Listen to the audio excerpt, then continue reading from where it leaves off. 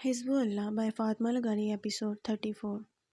زیاد کا ارادہ جنگل کے پاس جانے کا تھا، مگر اپنے پیچھے تعقب کاروں کو دیکھ کر اس نے راستہ بدل لیا تھا۔ مختلف موڑ مڑتا وہ کسی انجان راستے پر نکل آیا تھا۔ تعقب کار پیچھے رہ چکے تھے۔ اسے سڑک کا جائزہ لیتے ہوئے ٹھنڈی سانس خارج کی تھی۔ اندھیرے میں سڑک پر روشنی کا روپیہ پھینکتی گاڑی کی ہیڈ لائٹس ایک لمحے کے لیے پوری سڑک کو روشن کر دیتی تھی اور اگلے ہی لمحے وہ آگے بڑھ جاتی اور پیچھے اندھیرا ہو جاتا۔ یہی آنکھ میں چولی جاری تھی۔ کسی سامنے سڑک پر روشنی نظر آئی تھی۔ وہ دو گاڑیوں کی ہیڈ لائٹس تھی۔ اس کے لیے خطرے کا الارم بج چکا تھا۔ قریب آنے پر اس کے خدشات کی تصدیق ہو گئی۔ اس نے جلدی سے بریک پر پاؤں رکھے۔ گاڑی جھٹکے سے رک گئی۔ اس نے اپنی پستول اٹھا کر لوڈ کی۔ پھر گاڑی کا دروازہ کھلا۔ اسی اثناء میں ان دو گاڑیوں کے دروازے بھی کھلے اور مارک اپنے آدمیوں کے ہمراہ باہر نکل آیا۔ یہ سڑک تمہاری قبر تک جاتی ہے زیاد تاشفین، اس نے مسکراتے ہوئے کہا تھا۔ زیاد نے طائرانہ نگاہ اس کے دائیں بائیں کھڑے آدمیوں پر ڈالی۔ وہ گنتی کے 5 تھے۔ البتہ تمہاری قبر یہیں اسی مقام پر بنے گی۔ اس نے کندھے اچکا دیے۔ مارک نے سختی سے مٹھیاں بھینچیں، پھر سر جھکا کر طنزیہ ہنس دیا۔ تمہاری کزن جس لڑکے کو پسند کرتی تھی، اسے مارنے کے بعد میں آج رات شراب میں مست ہونا چاہتا تھا، مگر سوچا ایک ہی بار تم سے بھی نپٹ لوں۔ یہ کزن والا کھیل اب ختم کرتے ہیں، کیا کہتے ہو؟ زیاد نے ماتھے پر بل ڈالے۔ اسے دیکھا وہ جندل کی بات کر رہا تھا۔ یقیناً وہ اسی کی بات کر رہا تھا۔ اسے پریشانی ہوئی تھی۔ مارک نے اپنے آدمی کو اشارہ دیا تھا۔ انہوں نے جلدی سے اپنی پستولیں نکالی تھیں اور فوراً پیچھے ہٹا تھا۔ انہوں نے فائر کھول دیے تھے۔ وہ جلدی سے گاڑی کے کھلے دروازے کی اوٹ میں ہوا تھا۔ موقع ملتے ہی اس نے جوابی فائرنگ کی تھی۔ مارک اور اس کے آدمی اپنی گاڑیوں کی اوٹ میں ہوئے تھے۔ اس کی جوابی فائرنگ کے دوران 2 آدمی مارے گئے تھے، باقیوں کا پلڑا بھاری رہا تھا۔ سنسان سڑک پر فائرنگ کی آوازیں گونج رہی تھیں۔ اندھیر سڑک پر جلتی گاڑیاں کی ہیڈ لائٹ کی روشنی میں کسی کا کوئی نشانہ قطع نہیں جا رہا تھا۔ پستول کی میگزین میں گولیاں ختم ہو چکی تھیں۔ اس نے جلدی سے گاڑی سے دوسری میگزین نکال کر پستول میں ڈالی۔ اسی اثناء میں اس کی طرف سے خاموشی محسوس کر کے وہ آدمی اس کی گاڑی کی طرف آ گیا۔ اس سے پہلے کہ وہ سامنے آتے، اس نے جلدی سے اٹھ کر ان دونوں پر فائر کر دیا۔ دھڑام کی آواز سے وہ دونوں ڈھیر ہو گئے۔ مارک سختی سے لب میچ کر رہ گیا۔ اسے چند منٹ مزید لگے تھے اور وہ 5 شخص کا بھی کام تمام کر چکا تھا۔ مارک کی پستول خالی ہو چکی تھی۔ مسلسل 20 منٹ تک فائرنگ کرنے کی وجہ سے وہ 3 سے 4 میگزین خالی کر چکا تھا۔ زیاد حالات کو سمجھ کر باہر نکل آیا، اپنی گردن دائیں بائیں ہلائی، پھر دونوں گاڑیوں کے درمیان کھڑا ہو گیا۔ وقت ضائع کیے بنا آ جاؤ، وہ حکم دے رہا تھا۔ مارک نے جھٹکے سے اپنی پستول پھینکی، پھر اس کے روبرو آن کھڑا ہوا۔ پہلا وار زیاد نے کیا تھا، جسے وہ فوراً پیچھے ہٹ کر ضائع کر گیا۔ اس نے مڑ کر اسے مکہ رسید کرنا چاہا، مگر زیاد پھرتی سے ایک طرف ہوتا اس کی ٹانگ پر لات مار کر اسے لڑکھڑانے پر مجبور کر چکا تھا۔ اس نے پیچھے ہٹتے ہوئے اجلت میں کوٹ کی جیب میں چھپا خنجر نکالا، جو اندھیرے کی وجہ سے زیاد نہیں دیکھ پایا۔ اس نے آگے بڑھ کر اس کی گردن دبوچنا چاہی تو مارک نے اسے جھٹکے سے سڑک پر پٹکا۔ اس کے بازو پر خنجر چلا چکا تھا۔ خون کے چند قطرے سڑک پر گرے تھے۔ اس نے زیاد پر وار کرنا چاہا، مگر وہ کڑوڑ بدل کر اس کے وار کو ضائع کر چکا تھا۔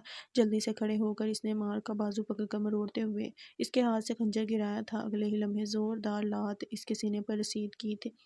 وہ لڑکھڑا کر پیچھے گرا تھا۔ زیاد نے پیدر پہ کئی بار اسے ٹھوکر ماری تھی۔ اس کا چہرہ سڑک پر رگڑا گیا، جلد پھٹ گئی، خون رسنے لگا۔ اس کا سر گاڑی سے ٹکرایا، آنکھیں بند ہونے لگیں۔ وہ باقی کام تمام کرنے کے لیے آگے بڑھا ہی تھا کہ مارک نے ہاتھ اوپر اٹھا لیا۔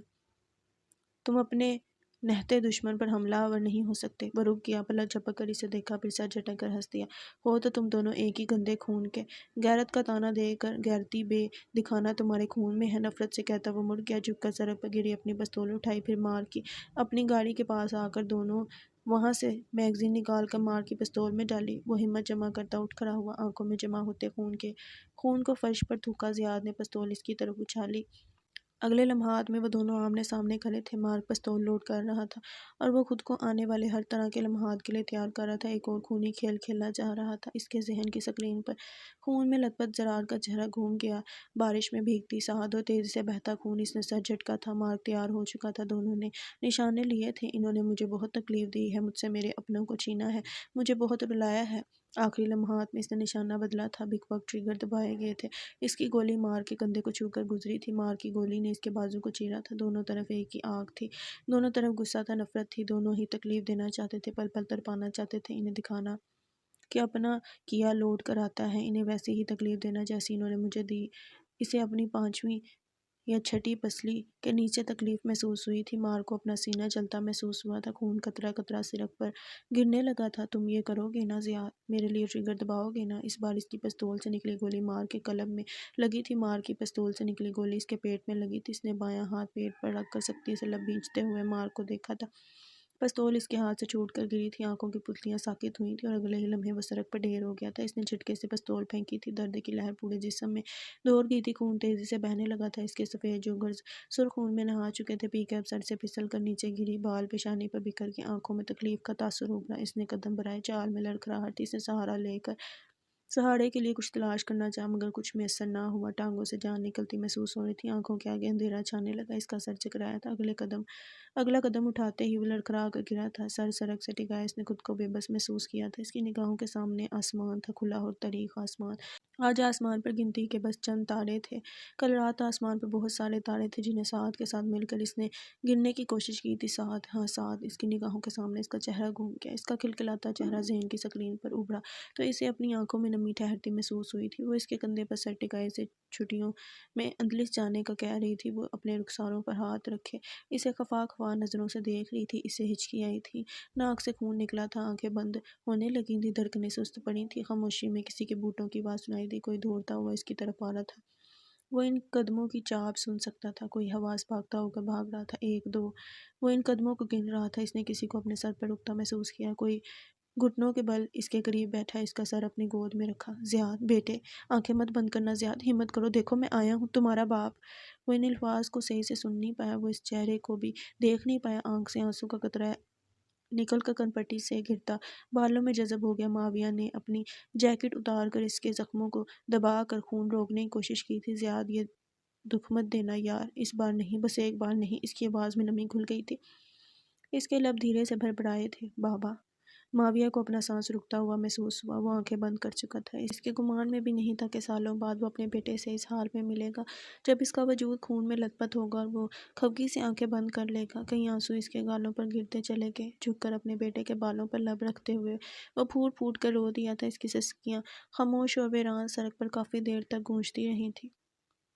انہوں نے غیر محسوس طریقے سے گھر کا محاصرہ کیا تھا۔ وہ گنتی کے 8 آدمی تھے۔ وہ 4 آدمیوں کو گھر کے باہر مختلف پوزیشنوں پر کھڑا کر کے 4 کے ساتھ اندر آیا تھا۔ دروازہ کھولنے میں انہیں کچھ خاص دقت پیش نہیں آئی تھی۔ گھر کے اندر قدم رکھتے ہی اس نے ان 4 کو نیچے کی تلاشی لینے کا حکم دیا، جبکہ خود زینوں کی طرف بڑھا۔ زینے چڑھ کر اس نے ایک نگاہ ارد ڈالی، پھر تیزی سے پستول پر اپنی گرفت مضبوط کرتے ہوئے اس نے جھٹکے سے کمرے کا دروازہ کھولا تھا۔ سعد، جو بدر کو سکرین کی طرف متوجہ کر کے کچھ دکھا رہی تھی، یکلخت چونک کر پلٹی تھی۔ اس نے جلدی سے اندر آ کر دروازہ لاک کیا، پھر ان دونوں کی طرف مڑا۔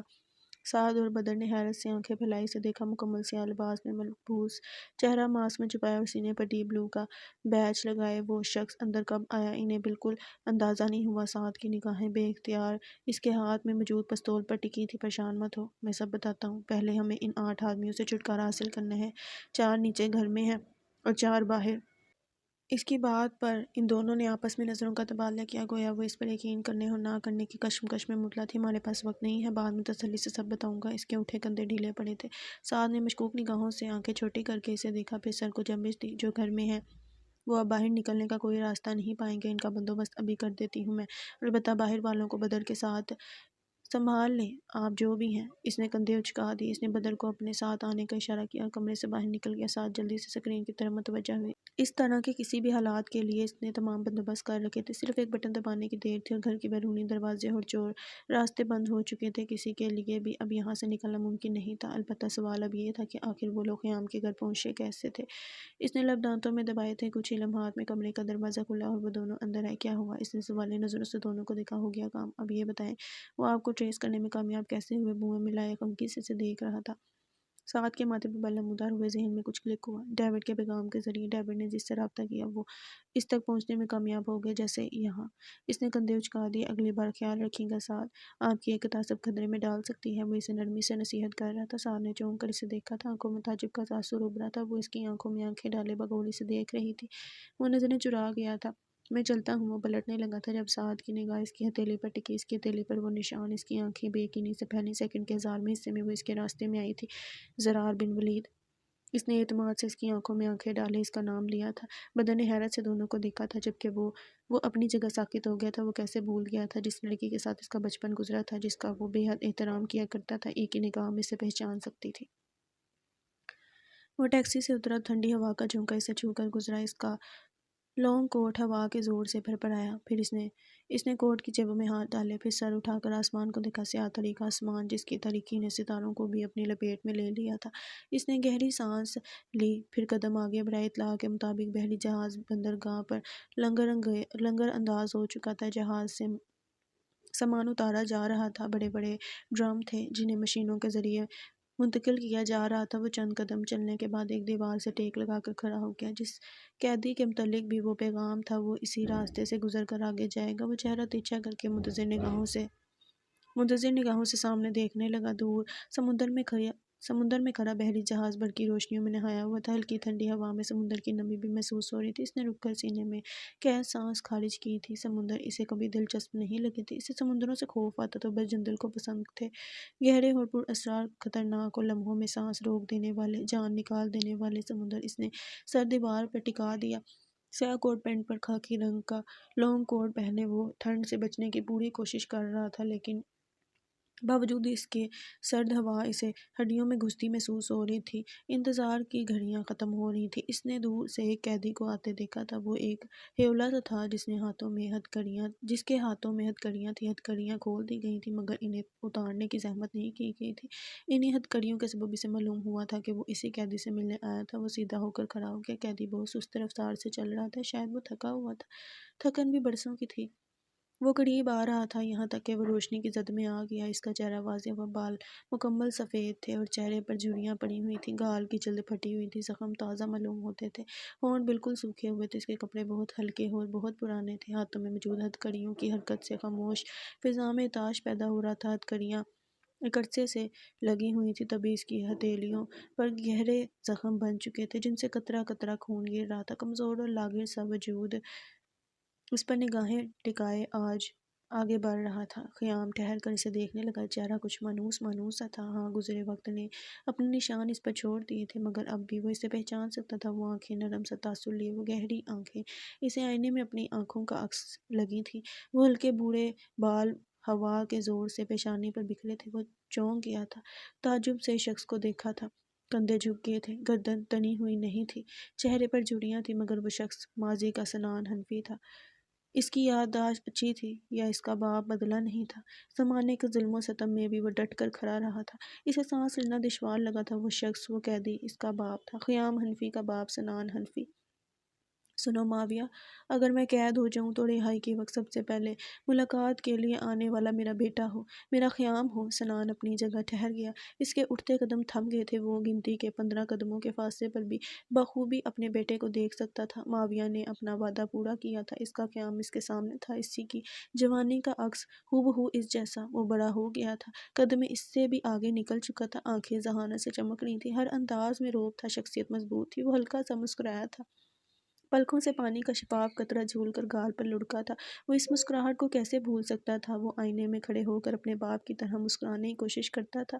وہ اپنی کوششوں کو کیسے بھول سکتا تھا؟ یہ وہی انداز تھا، یہ وہی مسکراہٹ تھی، یہ شخص اس کا باپ تھا، یہ شخص خیام حنفی تھا۔ گواہی اس کے دل نے دی تھی، آنکھوں سے گرتے آنسو نے مرحبا کہا تھا۔ سٹک ہاتھ سے چھوٹ کر گری، قدم بے اختیار اٹھے تھے۔ بابا! لب پھرپھرائے تھے۔ سنان نے سرگوشی بخوبی سنی تھی، آنکھوں سے کئی آنسو بہتے چلے گئے تھے۔ اس نے باہیں پھیلانا چاہیں، اپنے بیٹے کو مرحبا کہنا چاہا، مگر اسے وقت نہیں مل پایا۔ فائر کی آواز گونجی تھی، اس کے پورے وجود نے جھٹکا کھایا۔ خیام کے اٹھتے قدم تھم گئے، نگاہیں ساکت ہوئی۔ سنان کا وجود سن ہو کر رہ گیا، خون کے چند قطرے اس کے پیٹ کے راستے سے نکلتے سڑک پر گرے۔ ایک اور فائر ہوا، گولی اس بار اس کے قلب میں پیوست ہوئی۔ اس کا سر بے اختیار نفی میں ہلا تھا، آنکھوں میں جمع ہوتے آنسو ٹھہر گئے تھے، لب کھلے کے کھلے رہ گئے، پلکیں جھپکنا بھول گئیں۔ اس نے اپنی نگاہوں کے سامنے اپنے باپ کو گرتے دیکھا۔ اس کا سر سڑک سے ٹکرایا، گرم انسانی خون تیزی سے اس کے گرد پھیلنے لگا۔ اس نے سانس لینا چاہی، وہ سانس نہیں لے پایا۔ مرجل بحرین ہاں، اسے کہتے ہیں مرج البحرین، وہ راستہ جو دو سمندروں کو جدا کرے، ماضی اور حال کے دو کرداروں کے بیچ موت کا حائل ہو جانا، دو دلوں کے بیچ بدگمانیوں کا آ جانا، لمبی جدائیوں کے بعد چند پل کی ملاقات، اور ایک بار پھر جدائی کا طے پانا، اور زمانے کے بچھڑے ہوں کا یوں ملنا کہ درمیان میں کوئی تعلق باقی نہ رہا ہو، اسے کہتے ہیں مرج البحرین۔ ایک سمندر سنان تھا، دوسرا خیام، وہ جو ساکت نگاہوں سے اپنے باپ کو آخری سانسیں لیتا دیکھ رہا تھا، جندل اور ایزا، وہ جو اس کا سر اپنی گود میں رکھے بلک بلک کر رو رہی تھی، زیاد اور معاویہ، وہ جو اس کے بالوں پر اپنے لب رکھتا ہچکیوں سے رو دیا تھا، زرار اور سعد، جو سانس روکے اپنے مقابل کھڑے اس شخص کو دیکھ رہی تھی جس کی نگاہوں میں اس کے لیے پہلے سے کئی گنا زیادہ احترام تھا۔ مرج البحرین قائم ہوا تھا، دو سمندر کبھی ایک نہیں ہو سکتے۔ باب نمبر 4، لا غالب الا اللہ۔ اے امیر کارواں، کیا تم نے نہیں دیکھا ماؤں کا بلکنا اور یتیموں کا رونا؟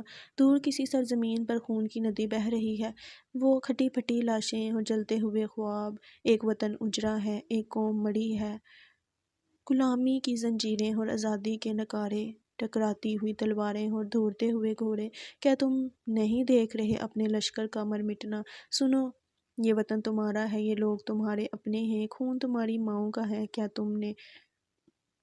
تم نہیں جانتے تم خدا کے نائب ہو، اپنے لشکر کے امیر ہو اور کارواں کے سالار؟ تم پیٹھ دکھا کر بھاگے ہو، تم پر افسوس ہے، تمہاری تلوار زنگ آلود ہے، یہ تمہیں چیر کر نکلے۔ آسمان تمہیں دھتکارے، زمین تمہیں قبول نہ کرے، اٹھو کہ یہ وقت ماتم کا نہیں ہے، اٹھو کہ تمہیں اپنے لشکر کو سمیٹنا ہے، جاگو کہ رات کی تاریکی چھٹ چکی ہے، ہوش کرو کہ تم امیر کارواں ہو۔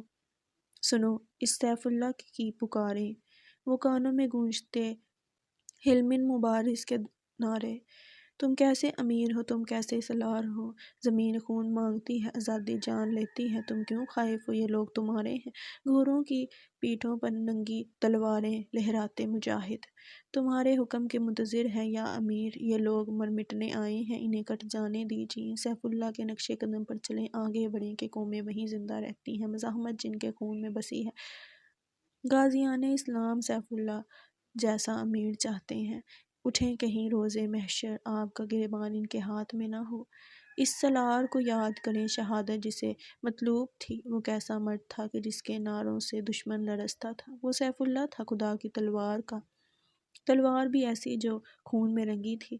جاگیں اے امیر کہ موت تقدیر میں ہوئی تو آپ سے ملاقات حوض کوثر پر ہوگی، سیف اللہ کے ہمراہ مجاہدوں کے حصار میں، سیف اللہ حضرت خالد بن ولید رضی اللہ تعالیٰ عنہ، کھڑکی سے چھن کر کے آتی روشنی اس کے چہرے پر پڑی، اس نے لبوں پر خفیف سی مسکراہٹ لیے جھک کر اس نرم پھولے ہوئے گالوں کو چھوا گی، شہادت دودھیا گالوں سے ہوتی اس کی گردن پر آئی تھی اور اگلے ہی لمحے وہ اسے گدگدی کرتا کھلکھلا کر ہنسا تھا، اسی لمحے کو اس کے پیچھے آن کھڑا ہوا تھا، یہ کتنا پیارا ہے، گول مٹول بھالو جیسا، اس نے چہک کر کہا تھا، نگاہیں بستر پر لیٹے بچے پر ٹکی تھی جو آنکھیں کھلے غور سے اس چہرے کو دیکھ رہا تھا جو اس کے لیے اکثر اجنبی تھا۔ ہاں یہ پیارا ہے، اس کی تائید کی گئی تھی، وہ مسکراتے ہوئے اس بچے پر جھکا جھک کر نرمی سے اس کے گال کھینچے تھے، بچے نے کلکاری بڑھی تھی، وہ ہنس دیا تھا۔ اس کا نام کیا ہے؟ اس کے سوال نے پیچھے کھڑے شخص کو چونکایا تھا۔ نام معلوم نہیں، کبھی سوچا نہیں، اس شخص کے جواب پر اس کے ماتھے پر بل پڑے، یہ اس 1 سال کے بچے کا کوئی نام نہیں تھا، وہ حیران ہوا تھا، تم دے دو اسے کوئی نام، وہ ٹھہر سا گیا تھا، مسکراہٹ دھیرے سے سمٹ گئی تھی، محبت بڑی نظروں سے اس بچے کو دیکھتے ہوئے اس نے بے اختیار جھک کر اس کا ننھا سا ہاتھ تھاما تھا۔ مصعب، اس بچے کا نام مصعب ہوگا۔ ایک آنسو پلکوں سے جھول کر گال پر لڑک گیا۔ مصعب الزرقاوی، تمہیں یہ نام بہت کچھ یاد دلائے گا خیام، نرمی سے کہا گیا تھا۔ وہ لب سختی سے دانتوں میں دبا گیا۔ کیا میں اسے اپنا بھائی بنا سکتا ہوں؟ مصعب حنفی، نہ صحیح، مصعب الزرقاوی ہی۔ اس نے آنکھوں میں جمع ہوتی نمی کو پیچھے دھکیلتے ہوئے پوچھا تھا، اس تمام عرصے میں اس نے مڑ کر پیچھے کھڑے شخص کو نہیں دیکھا تھا، وہ جانتا تھا اس کے عقب میں کون کھڑا تھا، اسے دیکھنے کی ضرورت نہیں تھی، اس کی تمام تر توجہ کا مرکز تو سامنے لیٹا مصعب الزرقاوی تھا۔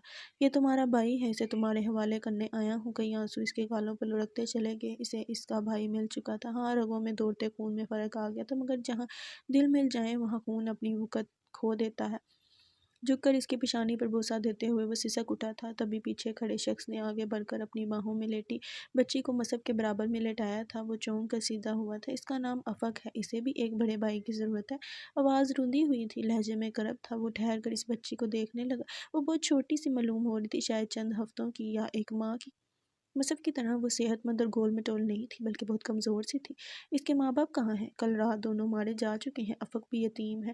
اس کا دل ایک دم زور سے دھڑکا تھا۔ میری پوتی کا خیال رکھنا خیام، بالکل جیسے ایک بھائی اپنی بہن کا رکھتا ہے۔ بھیگی آواز میں اسے ہدایت کی گئی۔ وہ شخص پلٹ گیا، وہی شخص جسے وہ الزرقاوی سر کہا کرتا تھا۔ وہ چند پل بے حس و حرکت کھڑا رہا تھا، پھر نگاہوں کا رخ افق کی جانب کیا۔ وہ الزرقاوی سر کی پوتی تھی، ان کا خون تھی۔ یہ شخص حال ہی میں اپنے جوان بیٹے کو دفنا کر آیا تھا اور اس بیٹے کی نشانی کو اس کے پاس چھوڑ کر جا چکا تھا۔ وہ نچلا لب دانتوں سے کاٹتا آگے آیا، متبذب سی نگاہوں سے اسے دیکھا، پھر ہاتھ بڑھا کر اس کے گال کو چھوا۔ اسے لگا اس نے روئی کو چھو لیا ہے۔ لبوں پر خفیف سی مسکراہٹ دوڑ گئی تھی۔ اسے اس کا غم بانٹنے کے لیے دو ساتھی مل چکے تھے، دیر سے ہی صحیح مگر وہ مل چکے تھے۔ وہ ساتھی جن سے محبت کب اس کی رگوں میں خون کی طرح سرایت کر گئی، وہ انجان رہا تھا۔ اس نے خود کو کھلے اور وسیع میدان میں پایا تھا۔ گرد و پیش میں ہزاروں لوگ تھے جو خود میں مگن تھے۔ کسی کے پاس فرصت نہیں تھی کہ کوئی اس کے پاس ٹھہر سکے۔ کچھ جہاز سے اترنے والے مسافروں میں اپنے گھر والوں کو تلاش کر رہے تھے اور کچھ اگلی فلائٹ کا بے چینی سے انتظار کر رہے تھے۔ عجیب سا حال تھا، کوئی بھاگ رہا تھا، کوئی بیٹھ رہا تھا، کوئی خوشی سے ہنس رہا تھا اور کوئی اپنوں کی جدائی پر رو رہا تھا۔ وہ ان سب کے درمیان میں کھڑا تھا، سیاہ جینس پر سفید اپر پہنے، نم آنکھوں سے ارد گرد کے نظارے دیکھتا مصحف الزرقاوی، جس کی عمر لگ بھگ 10 سال معلوم ہوتی تھی۔ اس کی دھڑکنیں سست پڑ رہی تھیں اور سانس لینا محال ہو رہا تھا۔ ارد گرد کی تمام آوازیں تھمتی محسوس ہو رہی تھیں۔ کسی کی بھاری آواز بار بار اس کی سماعت سے ٹکرا رہی تھی، ہتھوڑے کی طرح دماغ پر برس رہی تھی۔ تم مصحف الزرقاوی، دھیا یوسف زئی کے بیٹے ہو۔ سعد یوسف زئی تمہاری بہن ہے، جندل یوسف زئی اور خیام حنفی تمہارے بھائی ہیں۔ انہیں کبھی بھولنا مت، اور خبردار انہیں یاد کرنے کی کوشش بھی مت کرنا۔ تم انہیں پہچاننے سے انکار کرو گے، تم انہیں دیکھ کر اپنے اٹھتے قدموں کو تھمنے نہیں دو گے، تم تنہا رہو گے۔ مصحف، بھیڑیے تنہا ہی ہوتے ہیں۔ اس کی آنکھوں میں پانی جمع ہونے لگا تھا۔ اس نے لب بھینچتے ہوئے اپنی سسکی دبائی، پھر بے اختیار پلٹ کر کچھ فاصلے پر کھڑے شخص کو دیکھا۔ دادا، مجھے الوداع تو کریں۔ آنسوؤں سے لبریز آنکھیں برسنے کو تیار تھیں، آواز بھیگ گئی تھی۔ شخص کے پتھریلے تاثرات میں کوئی بدلاؤ نہیں آیا۔ وہ یوں ہی پتھر کا بنا کھڑا رہا۔ اس نے قدم بڑھانا چاہے مگر وہ آگے نہیں بڑھ پایا۔ منہ سے سسکی نکلی تھی، ایک بار گلے لگا لیں۔ آنکھ سے ایک آنسو لڑک کر گال سے پھسل گیا۔ اس شخص نے ایک اجنبی سی نگاہ اس پر ڈالی تھی۔ تمہیں رونا نہیں، رلانا ہے مصحف الزرقاوی۔ چہرہ سپاٹ تھا، لہجہ بھاری تھا۔ وہ کہہ کر پلٹ چکا تھا۔ اس کے ہر اٹھتے قدم کے ساتھ مصحف کو اپنا دل رکتا محسوس ہوا تھا۔ وہ اسے تنہا چھوڑ کر جا رہا تھا، اس بڑی دنیا میں، ایک اجنبی ملک میں، بالکل تنہا۔ اسے اپنی لڑائی خود لڑنے کے لیے درندوں کے آگے ڈال دیا گیا تھا۔ ایسے درندے جو اگر صرف اس کا نام جان لیتے تو خون پینے کو تیار ہو جاتے اور تب تک نہ رکتے جب تک جسم سے خون کا آخری قطرہ نہ نچوڑ لیتے۔ اس نے سختی سے مٹھیاں بھینچتے ہوئے لب دانتوں سے کچلتے ہوئے سر جھکایا تھا، گالوں پر گرتے آنسوؤں پر بند باندھا گیا تھا۔ وہ اگر میدان میں آ چکا تھا تو اسے اپنی جان کی خاطر لڑنا بھی تھا۔ اسے لڑنا تھا کیونکہ گدھ ہمیشہ بھیڑیوں کی طاق میں رہتے ہیں۔ لائبریری کے باہر ایمبولینس کے سائرن کا شور اٹھا تھا۔ ایزابیلا تیزی سے باہر آئی تھی۔ وہ لوگ اسٹریچر نکال رہے تھے۔ وہ نم آنکھوں سے انہیں جلدی کرنے کا کہہ رہی تھی۔ اگلے ہی لمحات میں وہ ان کے ہمراہ راہداری کی طرف بڑھ رہی تھی۔ لائبریری روشن ہو چکی تھی، سفید چمکتے فرش پر بہتا خون اسے رستہ دکھا رہا تھا۔ وہ دائیں بائیں کتابوں کے درمیان میں چلتی اس طرف آئی تھی جہاں جندل خون میں لت پت پڑا تھا۔ اس کے پیچھے ہی وہ لوگ بھی آ گئے تھے۔ جلدی سے انہوں نے آگے بڑھ کر جندل کی نبض دیکھی تھی۔ ایزابیلا فکر مندی سے انہیں دیکھ کر کھڑکی کے پاس ڈیوڈ کی بے جان لاش کی طرف متوجہ ہوئی۔ یہ دیکھ کر اس کی آنکھیں بے یقینی سے پھیلی تھیں کہ وہاں اب کوئی لاش نہیں تھی۔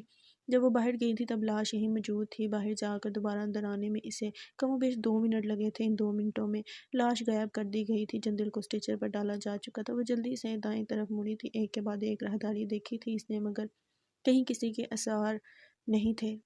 وہ پریشانی سے ماتھے پر بل ڈالے باہر آئی تھی۔ جندل کو ایمبولینس میں لے جایا جا رہا تھا۔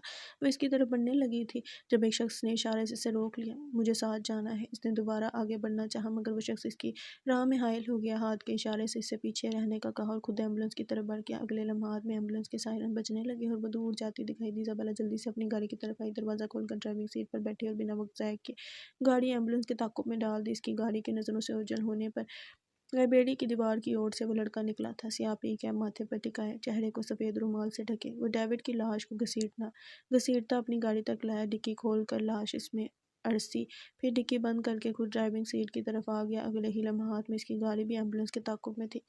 وہ تقریباً 10 منٹ تیز رفتار سے چلتے رہے۔ انہوں نے ہسپتال کے راستے کے بجائے دوسرا راستہ اختیار کیا تھا جو ایزابیلا کو پریشان کر گیا تھا۔ اس نے لب دانتوں میں دبائے گاڑی کی رفتار بڑھائی اور اسی اثناء میں سیاہ رنگ کی ایک گاڑی پوری رفتار سے اسے کراس کرتی آگے بڑھ گئی۔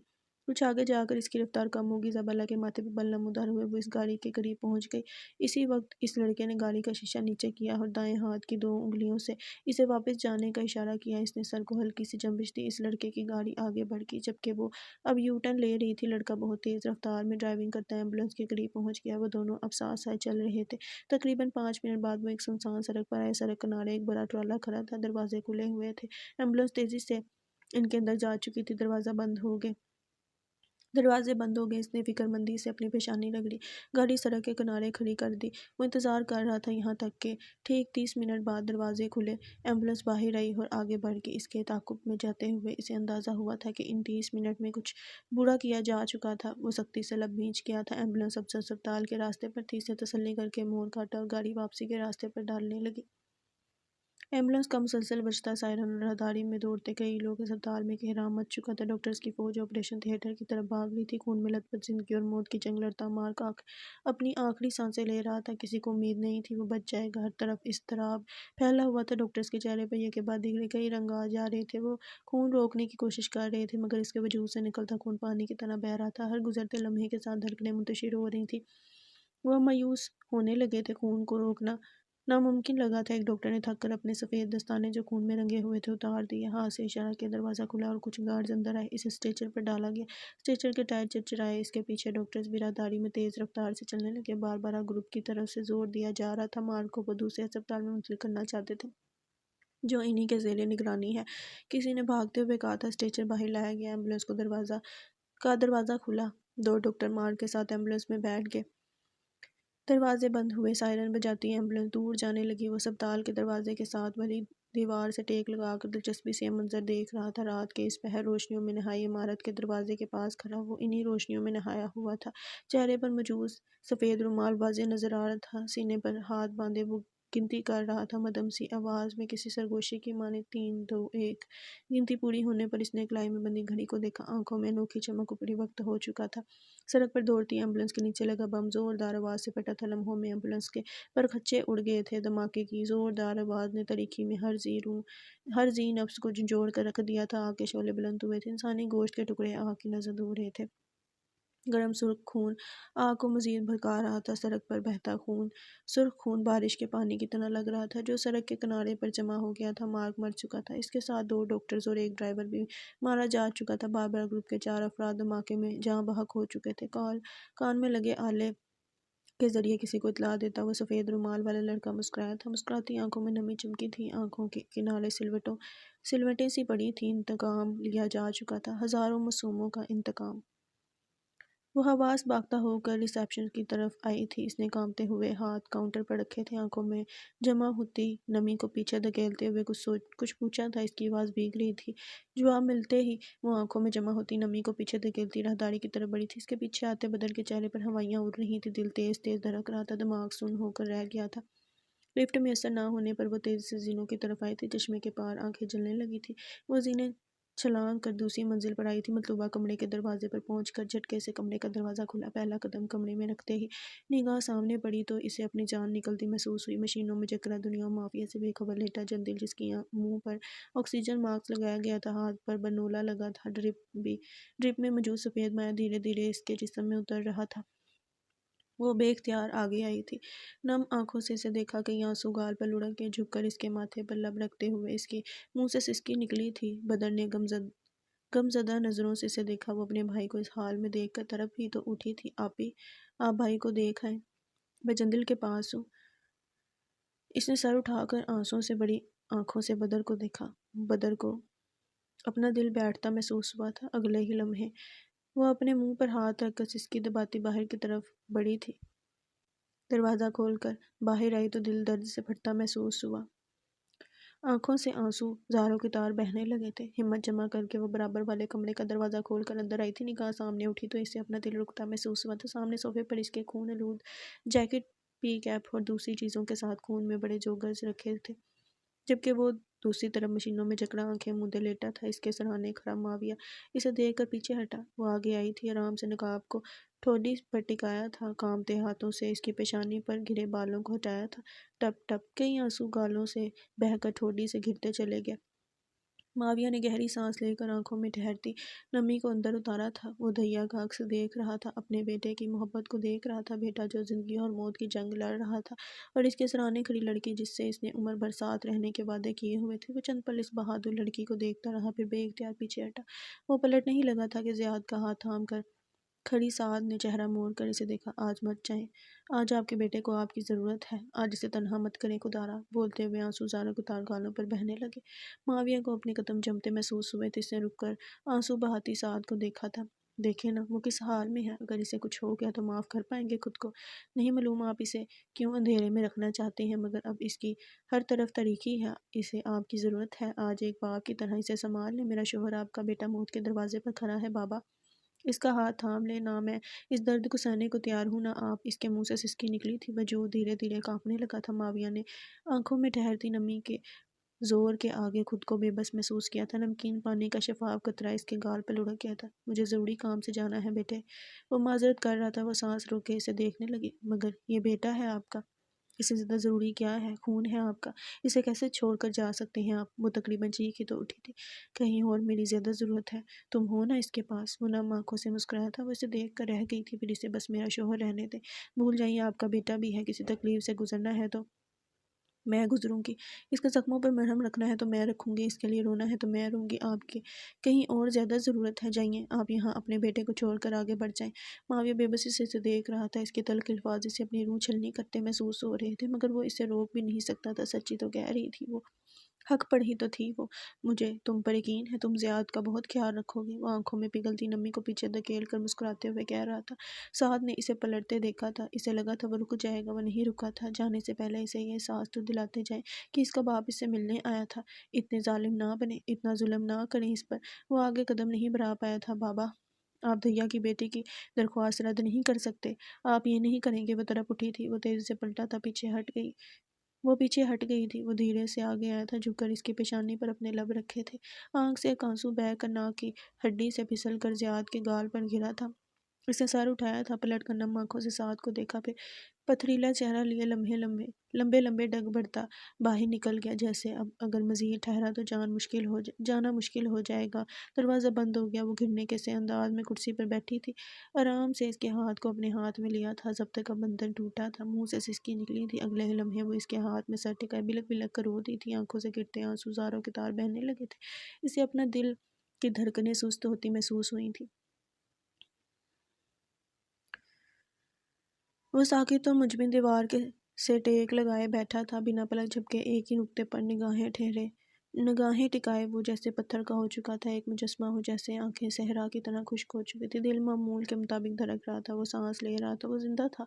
वो हमेशा से इतना ही ढीर था, इतना ही सख्त, और ऐसे ही पत्थर का कुछ भी सोचने समझने की सलाहियत मफलूज हो चुकी थी। चाह कर भी वो कुछ सोच नहीं पा रहा था। जहन एकदम बिल्कुल खाली हो चुका था। ठंडी हवा के झोंके अब भी इसके पास से गुजरे थे, मगर अब इसे सर्दी महसूस नहीं हो रही थी। रगों में दौड़ता खून जम चुका था। शायद कई पल खामोशी से गुजर गए। कोई आराम से इसके बराबर में आ बैठा। इसने हरकत नहीं की। वजूद वैसे ही पत्थर का रहा। आज मैंने स्नान को दोबारा खो दिया। मुझे यहाँ होना चाहिए था, मुझे इसके लिए आना चाहिए था। वो गहरी सांस लेते हुए खासे जब्त से काम ले रहा था। आंखों में नमी ठहर रही थी, दिल दर्द से फटने लगा था। मुझे अपना वादा पूरा करना था, मैंने कर दिया। मुझे इसका कर्ज भी तो चुकाना था। मुझे इसके आगे खड़ा होना चाहिए था। इसकी तरफ बढ़ती हर गोली को अपने सीने पर रोकना चाहिए था। आलियान के बाद सनान का खून भी मेरे सर आ गया। एक आंसू माविया के गाल पर लुढ़कता चला गया। ख़याम ने सांस रोकते हुए पलक झपकी थी। वो मुस्कुराए थे मुझे देखकर, हल्का सा। मैं आगे भी बढ़ा था, लेकिन शायद कुदरत का फैसला मेरी हिमायत में नहीं था। एक तरह से अच्छा भी है। अपने बेटे के हाथों पर इतने मासूमों का खून देखकर वो बहुत ज़ख्मी हो जाते, इनका मान टूट जाता, अपनी तरबियत को कोसते। अच्छा है वो मुझसे नहीं मिले, अगले जहाँ में वो बहुत खुश होंगे। इनका भरम रह गया है, इनका मान कायम है। मैं आज भी इनका क़याम हूँ, इनका बेटा हूँ। इसने ठंडी सांस भरते हुए घुटनों के गिर्द बांधते हुए थोड़ी घुटनों पर रखी थी। माविया ने जख्मी नज़रों से इसे देखा था। खुद को कसूरवार मत ठहराया करो क़याम, अपने जहरीले अल्फाज का जहर अपने अंदर मत उतारा करो। आप भी यही नहीं कर रहे। جیسے آلیان اور سنان کا خون آپ کے سر ہے، ویسے ہی اسرا جہاں بخ ہوئے ان تمام معصوموں کے خون کا سوال مجھ سے ہوگا۔ جیسے آپ کسی سے نظریں ملانے کے قابل نہیں ہیں، میں تو پھر سانس لینے کا حق بھی نہیں رکھتا۔ اچھا ہے زیاد آپ سے نہیں ملا، اچھا ہے بابا مجھ سے نہیں ملے۔ نفرتوں کی ایسی دیوار کھڑی ہو جاتی جسے پار کرنا وبال جان بن جاتا۔ اس کے لہجے سے جھلکتی تلخی معاویہ کو اپنے اندر اترتی محسوس ہوئی تھی۔ وہ ہمیشہ سے ایسے ہی تھا، الفاظ کے ساتھ بہت ظالم تھا۔ اسے تم پر فخر تھا، اسے تم سے بے پناہ محبت تھی، انہیں اپنے بیٹے سے محبت تھی، اسی پر فخر تھا۔ ان کا بیٹا اسی رات مر گیا تھا، میں نے خود اپنے ہاتھوں سے اس کا گلا گھونٹا تھا، اس کی جان لی تھی، پھر وہیں اسی زمین میں اسے دفن کر دیا تھا۔ یہ قاتل ان کا بیٹا نہیں ہے۔ اس کے تلخ جواب پر معاویہ کی آنکھوں میں کرب کا تاثر ابھرا۔ الفاظ کے ساتھ اتنے ظالم مت بنو۔ تو کیا کروں؟ ساری زندگی یتیم رہا ہوں اور آج پھر یتیم ہو گیا ہوں۔ بتائیں کیا کروں؟ چاہ کر بھی رو نہیں پا رہا میں، چاہ کر بھی اپنے باپ کو نہیں دیکھ پا رہا میں، بتائیں نا کیا کروں؟ میں گلہ نہیں کر سکتا کیونکہ خدا کو یہ نہیں پسند۔ میرا دکھ اتنا بڑا نہیں ہے کہ اپنے نبی کی تعلیمات کو پس پشت ڈال دوں۔ کیا کروں پھر؟ اگر یہی سب ہونا تھا، اگر یہی سب مقصود تھا تو اتنے عرصے اتنی تکلیف میں کیوں رہا؟ مجھے کیوں یہ آسرا دیا کہ میرا باپ زندہ ہے، قید میں ہے، کبھی نہ کبھی تو رہا ہوگا۔ آج رہائی ملی تو جان سے کہ مجھے ایک بار پھر مار دیا۔ وہ تڑپ اٹھا تھا۔ معاویہ نے لب بھینچتے ہوئے اس کے شانے پر ہاتھ رکھا تھا۔ وہ ضبط سے لال ہوتا چہرہ موڑ گیا۔ قبر کو انتظار نہیں کرواتے خیام؟ قدرت تمہیں اپنے باپ کی قبر پر مٹی ڈالنے کا موقع دینا چاہتی ہے۔ اس کے لیے گمنامی کی موت منظور نہیں تھی تقدیر کو۔ اس نے بہت ضبط سے کام لیتے ہوئے کہا تھا۔ خیام نے اس عرصے میں پہلی بار نگاہیں ترچھی کر کے اسے دیکھا۔ اس کی شرٹ پر خون لگا تھا، ہاتھ بھی کسی کے خون میں رنگے ہوئے تھے، گردن پر سرخ خون کے چھینٹے پڑے تھے۔ کیا ہوا ہے؟ اس کی آواز بھاری ہو گئی تھی۔ زیاد اور جندل زخمی ہیں، معاویہ نے سرسری سا جواب دیا تھا، اور وہ اس شخص کو دیکھ کر رہ گیا۔ اس کا بیٹا زخمی تھا مگر وہ یہاں اسے تسلی دینے آیا تھا، خود زخمی تھا اور اس کے زخموں پر مرہم رکھنے آیا تھا۔ اپنی ذات بکھر چکی تھی مگر اسے سمیٹنے آیا تھا۔ آپ کو زیاد کے پاس ہونا چاہیے تھا۔ اس کے حصے کی محبت مجھے مت دیں، میں ہمیشہ دوسروں کی محبتوں پر قابض ہو جایا کرتا ہوں، آج یہ مت ہونے دیں۔ اس نے التجا کی تھی۔ مرنے والا میرا دوست سے بڑھ کر بھائی تھا۔ وہ بہت مشکل سے ضبط کرتا اٹھ کھڑا ہوا تھا۔ مردوں سے زیادہ زندوں کو آپ کی ضرورت ہے۔ وہ اپنے الفاظ سے ایک بار پھر اسے توڑ چکا تھا۔ اٹھو خیام، قبروں کو انتظار نہیں کروایا کرتے۔ میرے باپ کو اپنے وطن بھیج دیں، ان کی قبر اندلس میں تعمیر کروائیں۔ کمانڈر سے کہیں اسے میری گزارش سمجھیں۔ ہم وہ لوگ ہیں جو اپنے وطن سے نکالے گئے ہیں، انہیں اسی مٹی میں دفن کریں جس سے محبت نے انہیں کسی اور زمین کو اپنا وطن بنانے ہی نہیں دیا۔ سنان حنفی کو اندلس بھیج دیں۔ اس کی آنکھ سے ایک آنسو لڑک کر گال سے پھسلتا داڑھی میں جذب ہوا تھا۔ معاویہ کرب بڑی نگاہ اس پر ڈال کر آگے بڑھ چکا تھا۔ خیام پتھریلی نگاہوں سے اس کی پشت کو دیکھتا رہا، اور جو پتھر کے ہو چکے ہوں ان سے کسی جنبش کی امید لگایا نہیں کرتے۔ آپ ہی سنیں۔ غنودگی کی حالت میں اسے احساس ہوا تھا کوئی اسے پکار رہا ہے۔ اس نے اٹھنے کی کوشش کی مگر جسم نے ساتھ نہیں دیا، ذہن مفلوج سا ہو گیا تھا۔ آپ ہی، جندل اٹھ گیا ہے۔ وہ کرنٹ کھا کر اٹھ بیٹھی تھی، آنکھیں پھیلائے سامنے دیکھا۔ بدر عقب میں چہرہ جھکائے کھڑا تھا۔ جندل بلا رہا ہے آپ کو۔ بدر کے کہنے پر اس کے دل سے ایک بھاری بوجھ ہٹ سا گیا تھا۔ وہ آنکھیں میچتی اٹھ کھڑی ہوئی، درد بڑی نگاہ زیاد پر ڈالی تھی جو ابھی بھی اسی حالت میں تھا۔ صبح فجر میں جب زیاد کی حالت اچانک بگڑی تھی تو اس کا ہاتھ تھام کر روتے ہوئے وہ جانے کب سو گئی تھی۔ آرام سے اس کا ہاتھ چھوڑ کر وہ نقاب لگا کر پلٹ گئی تھی۔ بدر کے ہمراہ وہ کمرے سے نکل کر برابر والے کمرے کی طرف بڑھی تو نگاہ بے ساختہ سامنے اٹھی وہ ایزابیلا تھی۔ چہرے پر اڑی ہوائیاں، کانپتے ہاتھ، آنکھوں میں ٹھہرتی نمی۔ وہ بھاگتے ہوئے اس طرف آ رہی تھی۔ سعد اپنی جگہ ٹھہر سی گئی تھی۔ بدر نے چونک کر اسے دیکھا تو وہ عین سعد کے برابر سے گزرتی زیاد کے کمرے کی طرف بڑھ گئی تھی۔ اس نے سانس روک کے پلٹ کر اسے کمرے میں جاتے دیکھا تھا۔ شاید بیلا باجی کو ریسیپشن سے خبر ملی ہے۔ بدر نے حالات سنبھالنے کی کوشش کی۔ وہ ایک بھیگی نگاہ اس پر ڈال کر جندل کے کمرے میں آئی۔ بدر باہر کھڑا رہا۔ وہ دھیرے دھیرے قدم اٹھاتی بیڈ کے پاس آئی۔ جندل اسے دیکھ کر ہلکا سا مسکرا دیا۔ السلام علیکم، کیسی ہیں؟ اس کا انداز ہلکا پھلکا سا تھا جیسے کبھی کچھ ہوا ہی نہ ہو، لہجہ حشاش بشاش تھا۔ وہ بنا جواب دیے آگے آئی، جھک کر اس کی پیشانی پر بوسہ دیا۔ آنکھ سے ایک آنسو لڑک کر گال پر گرا۔ جندل نے لب دانتوں میں دبائے اسے دیکھا۔ مت روئیں، مجھے اچھا نہیں لگتا جب آپ روتی ہیں، وہ معصومیت سے کہہ رہا تھا۔ وہ زکام زدہ سی سانس خارج کرتی سر کو جنبش دے کر کرسی پر بیٹھ گئی، ہاتھ بڑھا کر اس کے دونوں ہاتھ تھامے تھے۔ تمہیں معلوم ہے بڑی بہن ماں کی طرح ہوتی ہے، وہ جو بچپن میں یتیم ہو جاتے ہیں ان کے لیے بڑی بہنیں ماں ہی بن جاتی ہیں۔ تمہیں تکلیف میں نہیں دیکھ سکتی، بہت تکلیف بہت تنگ کیا ہے تم دونوں نے مجھے، وہ نرمی سے سمجھاتے ہوئے شکوہ بھی کر گئی تھی۔ جندل نے آرام سے اس کے ہاتھ پر دباؤ ڈالا تھا۔ اور بھائی اپنی بہنوں کو روتے ہوئے نہیں دیکھ سکتے، یہ آنسو پونچھ لیں۔ اس نے ہلکا سا مسکراتے ہوئے اپنے گال رگڑے تھے۔ اب بتائیں کیا ہوا ہے؟ تمہیں ڈرگز دیے گئے تھے؟ میں حیران ہوں انہوں نے ایسے کیوں کیا؟ زرار کے ساتھ بھی یہی ہوا تھا، مگر اسے زہر دیا گیا تھا۔ تمہیں ڈرگز دینے کی وجہ سمجھ میں نہیں آئی؟ اس کے ماتھے پہ بل پڑے تھے۔ ڈیوڈ مر چکا، سنائپر کو مارک نے بھیجا تھا۔ اس کا اعتراف ایزا نے کیا ہے۔ اس نے تمہیں بھی ایزا کی وجہ سے مروانے کی کوشش کی ہے، اس نے زکام زدہ سی ناک سکڑتے ہوئے کہا تھا۔ جندل ایزا کے ذکر پر اس کی حرکت کو دیکھ کر مسکراہٹ دبا گیا۔ اور زیاد اس نے ڈیول میں مار کو بہت زخمی کر دیا تھا، اس کے بچنے کے چانسز بہت کم تھے۔ اسے دوسرے ہسپتال شفٹ کیا جا رہا تھا کہ راستے میں ایمبولینس میں دھماکہ ہو گیا۔ مارک مر چکا ہے، اس نے اطلاع دی تھی۔ جندل نے سکون کی سانس خارج کی تھی۔ خیام کہاں ہے؟ اس کے سوال پر سعد نے چونک کر اسے دیکھا۔ وہ اس تمام عرصے میں غائب رہا تھا، اسے بھی اس کا خیال نہیں آیا تھا۔ اس نے مڑ کر بدر کو دیکھا جو اندر آ رہا تھا۔ خیام کہاں ہے بدر؟ انہیں اچانک کوئی کام پڑ گیا تھا، وہ ٹیکسی لے کر چلے گئے تھے۔ کہا تھا کہ اگر میں نہ لوٹوں تو سعد سے کہنا آلیان سے رابطہ کرے۔ اس نے سنجیدگی سے اطلاع دی۔ سعد نے چونک کر اسے دیکھا، پھر فوراً اٹھ کھڑی ہوئی۔ میں گھر جا رہی ہوں، تم جندل کا خیال رکھنا اور زیاد ہوش میں آئے تو فوراً اطلاع دینا۔ اس نے بدر کو ہدایات جاری کی، پھر جانے کے لیے قدم بڑھائے ہی تھے کہ کچھ یاد آنے پر رک گئی۔ مڑ کر جندل کو دیکھا، اور تم خبردار جو ایزا سے ملے، میں اس کے بال کھینچنے سے اور تمہارا منہ توڑنے سے بالکل گریز نہیں کروں گی۔ اس کی وجہ سے میرا بھائی جان سے جاتے جاتے بچا ہے۔ اس کے لہجے میں ایزا کے لیے نفرت نہیں تھی، بس ذرا سا غصہ تھا جسے جندل نے نظر انداز کرنا بہتر سمجھا تھا۔ اس نے فرمانبرداری سے سر کو اس بات میں ہلایا تھا۔ سعد اسے گھوڑی سے نواز کر آگے بڑھ گئی تھی۔ اس کے جاتے جندل بدل کی طرف متوجہ ہوا۔ بیلا ٹھیک ہے؟ کہاں ہے وہ؟ لہجے میں دنیا جہاں کی فکر تھی۔ بدر نے دائیں ابرو اٹھائے اسے دیکھا۔ اپنا منہ بند رکھو اور چپ چاپ پڑے رہو، میں نے آپ ہی کی ہدایات سن لی ہیں اور جان کی بازی لگا دوں گا، مگر بیلا باجی کو تم سے ملنے نہیں دوں گا۔ اسے سخت فیصلہ سنایا تھا۔ جندل اسے دیکھ کر رہ گیا۔ آپ ہی کا چمچہ، وہ منہ بسور کر بربرایا تھا۔ وہ سر بلند کیے دور جاتے ہیلی کاپٹر کو دیکھ رہا تھا۔ آنکھوں میں ٹھہرتی نمی موتیوں کی طرح چمک رہی تھی۔ اسے اندلس بھیج دیا گیا تھا۔ اس کی آخری آرام گاہ اندلس کی سرزمین تھی۔ دھیا اور آلیان پاکستان میں تھے، سنان اندلس میں، اور وہ یہاں۔ اگر کبھی زندگی نے موقع دیا تو وہ اپنے دوستوں سے ملنے ضرور جائے گا۔ وہ 4 تھے اور ان 4 میں بس اب وہ باقی تھا، ماضی کا وہ کردار جو موت سے بچتا آیا تھا۔ نم آنکھوں سے دور جاتے ہیلی کاپٹر کو دیکھتے ہوئے اس نے دعا کی تھی کہ اس کے 3 دوست جو اشبڑی کے سائے تلے اس کا انتظار کر رہے ہیں، ان کا انتظار زیادہ لمبا نہ ہو۔ اب زندگی بے معنی سی لگنے لگی تھی۔ ایک عہد تھا جو نبھانا تھا، چند دوست تھے جن سے ملاقات طے تھی، جہانوں کا فاصلہ تھا، اور وہ یہ فاصلہ لمحوں میں طے کرنا چاہتا تھا۔ وہ لوگ جو کبھی اس کے لیے اکثر اجنبی تھے، یوں اسے عزیز ہو جائیں گے کہ ان سے ملاقات کے لیے وہ زندگی کو داؤ پر لگانا چاہے گا، اس کے وہم و گمان میں بھی نہ تھا۔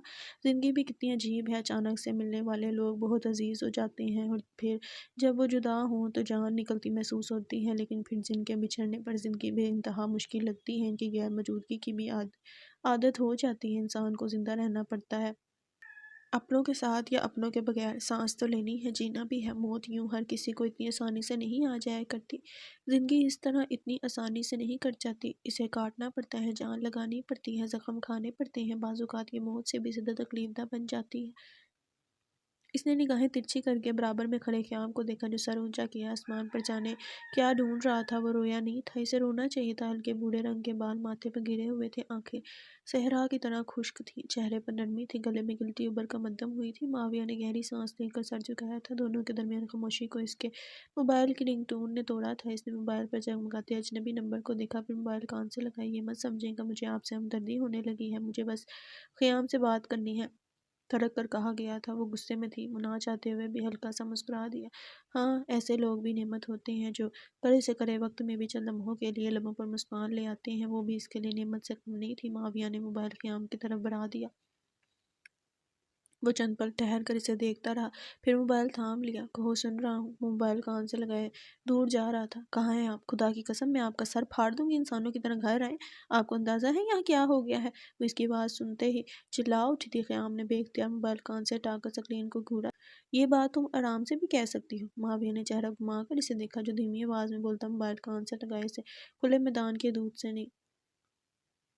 اس کھلے میدان کی حدود سے نکل رہا تھا۔ یہاں میرا دل بیٹھا جا رہا ہے، آئے اور خود سنبھالے اپنے دوستوں کو۔ اس کی آواز بیٹھ گئی۔ خیام نے نچلا ہونٹ دانتوں میں دبایا تھا۔ کیسی طبیعت ہے زیاد کی؟ اس کی دکھتی رگ پر ہاتھ رکھ دیا تھا۔ ٹھیک نہیں ہے وہ، آپ آ جائیں پلیز۔ وہ شاید رو رہی تھی، اس کی نم آواز سے اسے یہی لگا تھا زیاد کے بابا بھی آئے تھے، میں نے انہیں روکا تھا قیام۔ وہ نہیں رکے، کوئی باپ اپنے بیٹے کے لیے اتنا ظالم کیسے ہو سکتا ہے؟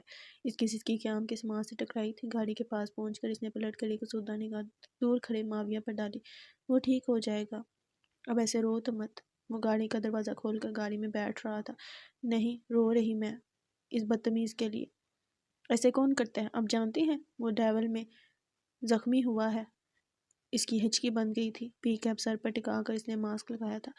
ڈیول کس کے ساتھ؟ مارک کے ساتھ۔ وہ بری طرح زخمی تھا، اسے ہسپتال لے کر جا رہے تھے جب راستے میں ایمبولینس میں دھماکہ ہو گیا، وہ مر گیا ہے۔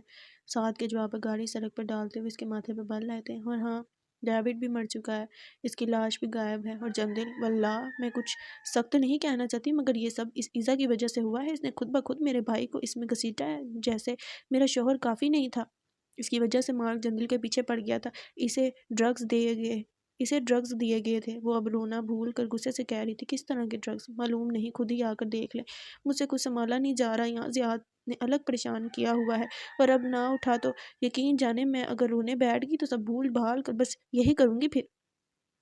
وہ اس کے لہجے میں چڑچڑا پن محسوس کر کے گہری سانس لے کر رہ گیا۔ تم سوئی ہو سعد؟ کھاک نیند آنی تھی اسے ایسے حالت میں دیکھ کر۔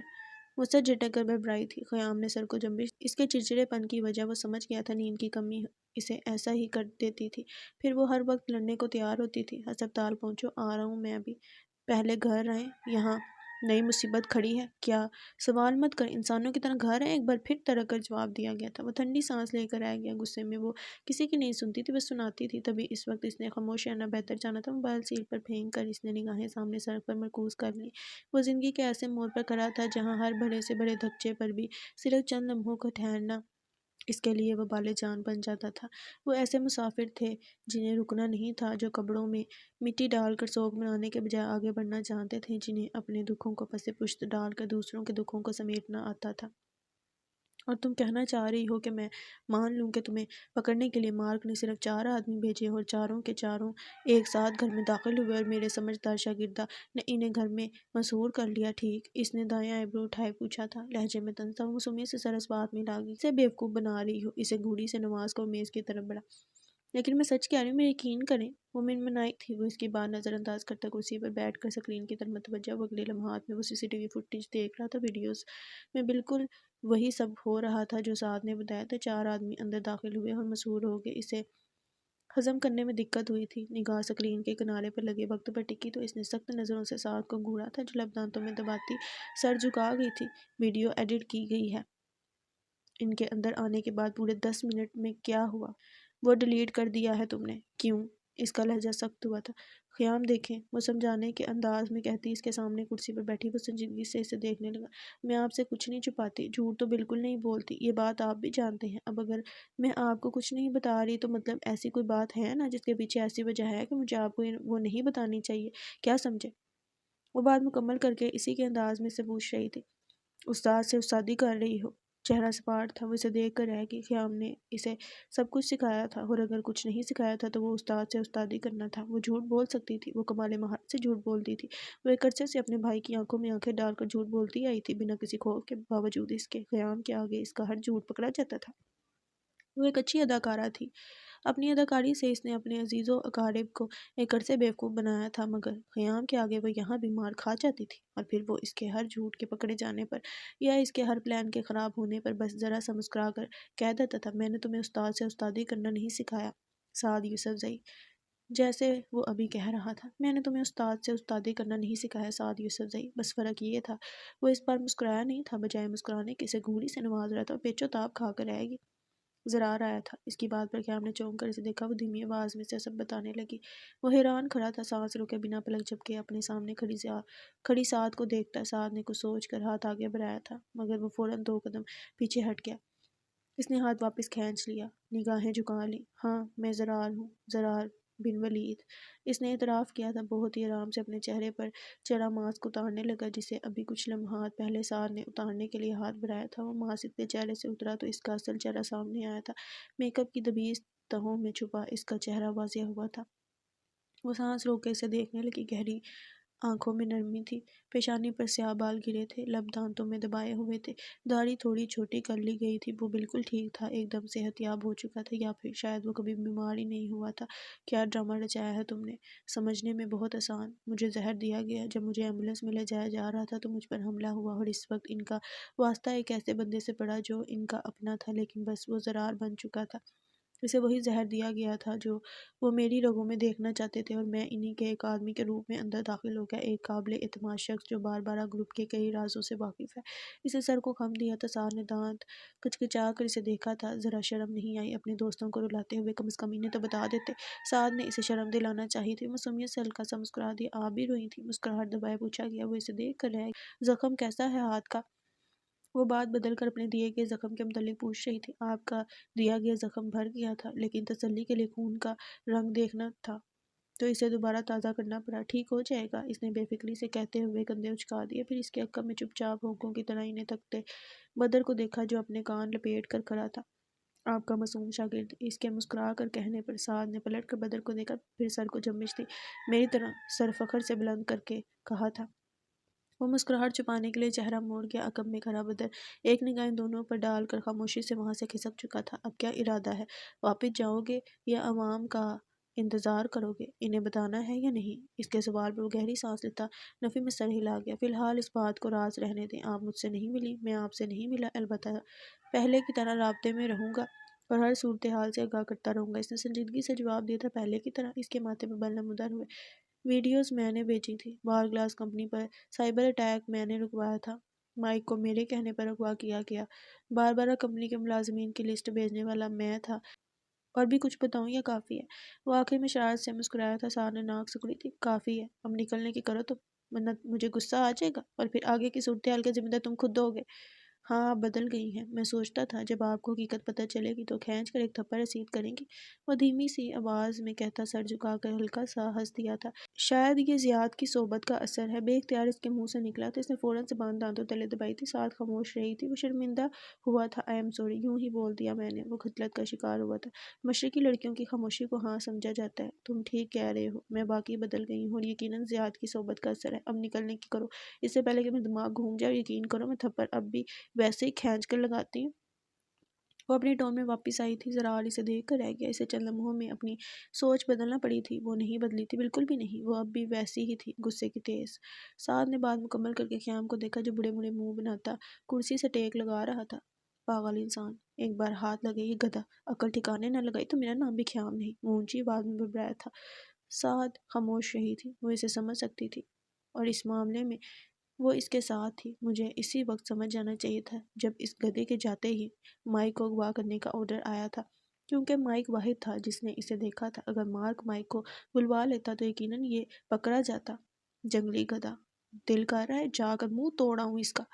وہ غصے میں تھا، شدید غصے میں۔ سعد گہری سانس لیتی اٹھ کھڑی ہوئی تھی۔ اس کا غصہ اتنی آرام سے ٹھنڈا نہیں ہونے والا تھا، اس لیے انتظار کے بجائے اس نے نماز پڑھنا مناسب سمجھا تھا۔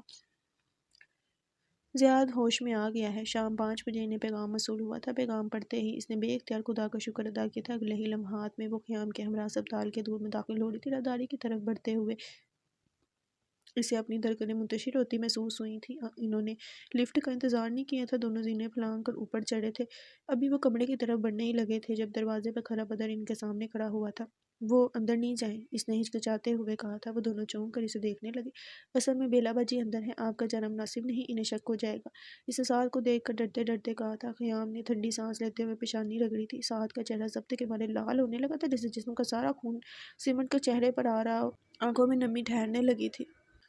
میں جلدی سے مل کر آتا ہوں، خیام مجلت میں کہتا دوسرے کمرے کی طرف بڑھ گیا۔ بدر نے متبسم نگاہوں سے سعد کو دیکھا، پھر خیام کی تقلید میں قدم بڑھا دیے۔ سعد نے نم آنکھوں سے کمرے کے بند دروازے کو دیکھا، آنکھ سے ایک آنسو نکل کر نقاب میں جذب ہوا تھا۔ وہ سختی سے ہونٹ بھینچتی پلٹ گئی تھی، زینے اتر کر وہ راہداری سے گزر کر باہر آئی تھی۔ دائیں بائیں اونچے لمبے درختوں کے درمیان بنا کشادہ راستہ جو اسپتال کے دروازے تک جاتا تھا، وہ چپ چاپ اس لمبے راستے پر چلنے لگی۔ ٹھنڈ کا احساس ہوا تو ہاتھ نونگ کوٹ کی جیب میں ڈرس لیے وہ خود کو بہت بے بس محسوس کر رہی تھی۔ وہ اٹھ چکا تھا، اسے ہوش آ گیا تھا اور وہ اس سے مل نہیں سکتی تھی۔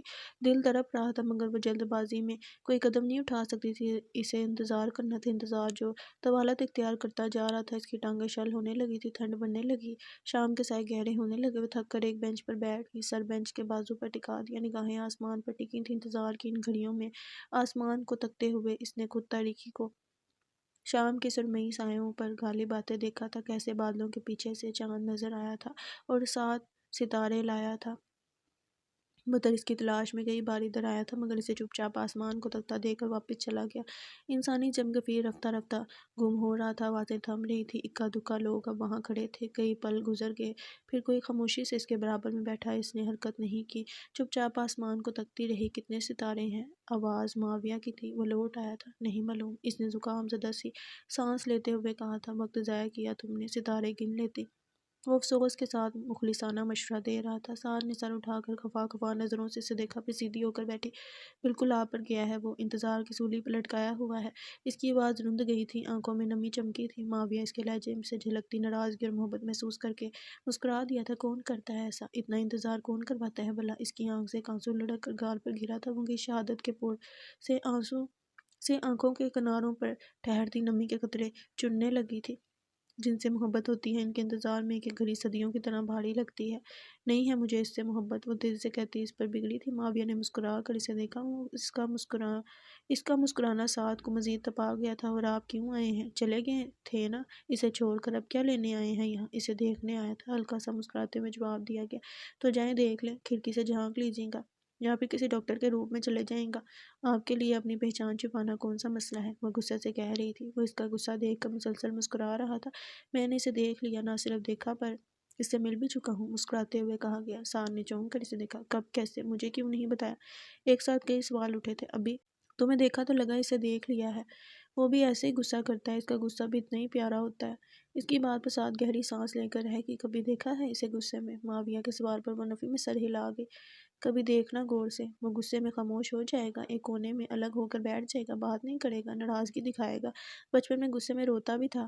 وہ خاموشی سے معاویہ کو دیکھنے لگی، جس کا چہرہ اپنے بیٹے کے متعلق بات کرتے ہوئے چمک اٹھتا تھا۔ تمہیں اچھا نہیں لگتا نا سعد، ایذا کا زیاد سے قریب ہونا؟ کبھی غور سے دیکھنا انہیں، وہ ایک دوسرے کو بہت عزیز رکھتے ہیں۔ وہ ساتھ خوش ہوتے ہیں، ایسے معلوم ہوتا ہے جیسے ان کے درمیان کوئی گہرا رشتہ ہو، جیسے خون کا رشتہ، گہری کشش ہو جو انہیں جوڑے رکھتی ہے۔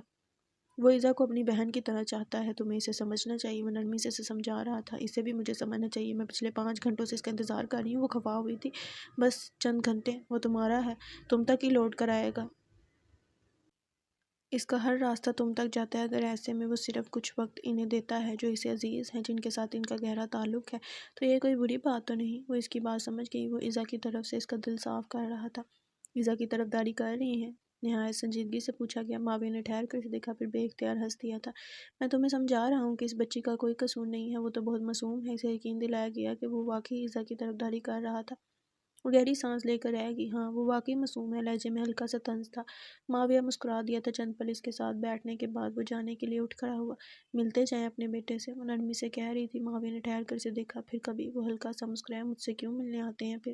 وہ خفا ہوئی تھی۔ تم اپنے باپ جیسی ہو، عادات میں بھی اور دکھنے میں بھی۔ دھیا کی یاد تم تک کھینچ لاتی ہے مجھے، اور پھر اپنی بیٹی سے ملنے آنا کوئی غلط بات تو نہیں؟ دھیمی آواز میں کہتا وہ کندھے اچکا گیا۔ سعد اسے دیکھ کر رہ کہ عرصے بعد کسی کے منہ سے اپنے لیے لفظ بیٹی سن کر اسے اچھا لگا تھا۔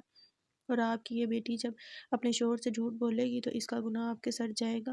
وہ اس معصوم دھمکی پر ہنس دیا تھا، الوداعی نگاہ اس پر ڈالی، پھر آگے بڑھ گیا۔ سعد کی نگاہوں نے دور تک اس کا پیچھا کیا تھا، یہاں تک کہ وہ اندھیرے میں گم ہو گیا۔ گہری سانس لے کر بینچ کے بازو پر سر ٹکاتے ہوئے وہ سوچ رہی تھی کہ وہ دنیا کی خوش قسمت ترین لڑکی ہے۔ اس کے پاس کئی رشتے ہیں، ایک سے بڑھ کر ایک خوبصورت رشتہ باپ نہیں تھا، مگر پچھلی 2 ملاقاتوں میں معاویہ نے اسے باپ جیسی شفقت دی تھی۔ بھائی بھی تھا جو اسے عزیز رکھتا تھا، اور شوہر بھی جو اس پر جان چھلکتا تھا۔ وہ تکلیف میں ہوتی تو وہ سب پریشان ہوتے تھے، اس کی درد کو اپنا درد سمجھتے تھے۔ وہ سعد یوسف زئی رشتوں کے معاملے میں واقعی خوش قسمت ترین لڑکی تھی۔ چرچ میں شاہی مقدس خاموشی کے احترام میں وہ سب گردنیں سیدھی کیے چپ چاپ نگاہیں سامنے ٹکائے بیٹھے تھے۔ درمیان میں مار کا تابوت رکھا تھا اور پادری کتاب ہاتھ میں لیے کچھ پڑھنے میں مصروف تھا۔ دائیں بائیں قطاروں میں بہت سے لوگ بیٹھے تھے، چپ چاپ، دم سادے۔ اسی اثنا میں لکڑی کا دروازہ کھلا، مائک کی سیاہ بوٹوں میں مکید پاؤں فرش پر ٹکے۔ وہ اندر آ گیا، دروازہ بند ہو گیا۔ وہ اعتماد سے چلتا دائیں طرف دوسری قطار میں بیٹھ گیا، نگاہیں سامنے ٹکا دیں۔ اسے کئی پل یوں ہی گزر گئے۔ مار کی آخری رسومات پوری کر دی گئی تھیں، تابوت لے جایا گیا، لوگ اٹھنے لگے، چرچ خالی ہونے لگا، اور پھر یہاں تک کہ صرف وہ اور ابراہم والڈ وہاں رہ گئے۔ مقدس خاموشی اور پر اسرار تاریکی جس سے برقی جگنو جنگ میں مصروف تھے، اور خاموشی جسے ابراہم نے توڑا تھا۔ تمہیں نہیں لوٹنا چاہیے تھا۔ آواز بھاری تھی، چہرہ سپاٹ تھا۔ بھائی کے بعد میری یہاں ضرورت ہے۔ وہ طنزیہ مسکرایا تھا۔ ابراہم سر جھٹک کر ہلکا سانس لیا۔ اسکائی ٹو باربرا گروپ کے چیئرمین کی کرسی خالی نہیں رہنے دیتا۔ تم نے خواہ تکلیف کی۔ اس نے چہرہ ترچھا کر کے مسکراتے ہوئے کہا۔ مائک کے ماتھے پہ بل نمودار ہوئے تھے۔ اس نے چونک کر دائیں طرف دوسری قطار میں بیٹھے ابراہم کو دیکھا تھا۔ 5ویں سیٹ پر آپ ہیں؟ اس کے لہجے میں بے یقینی تھی۔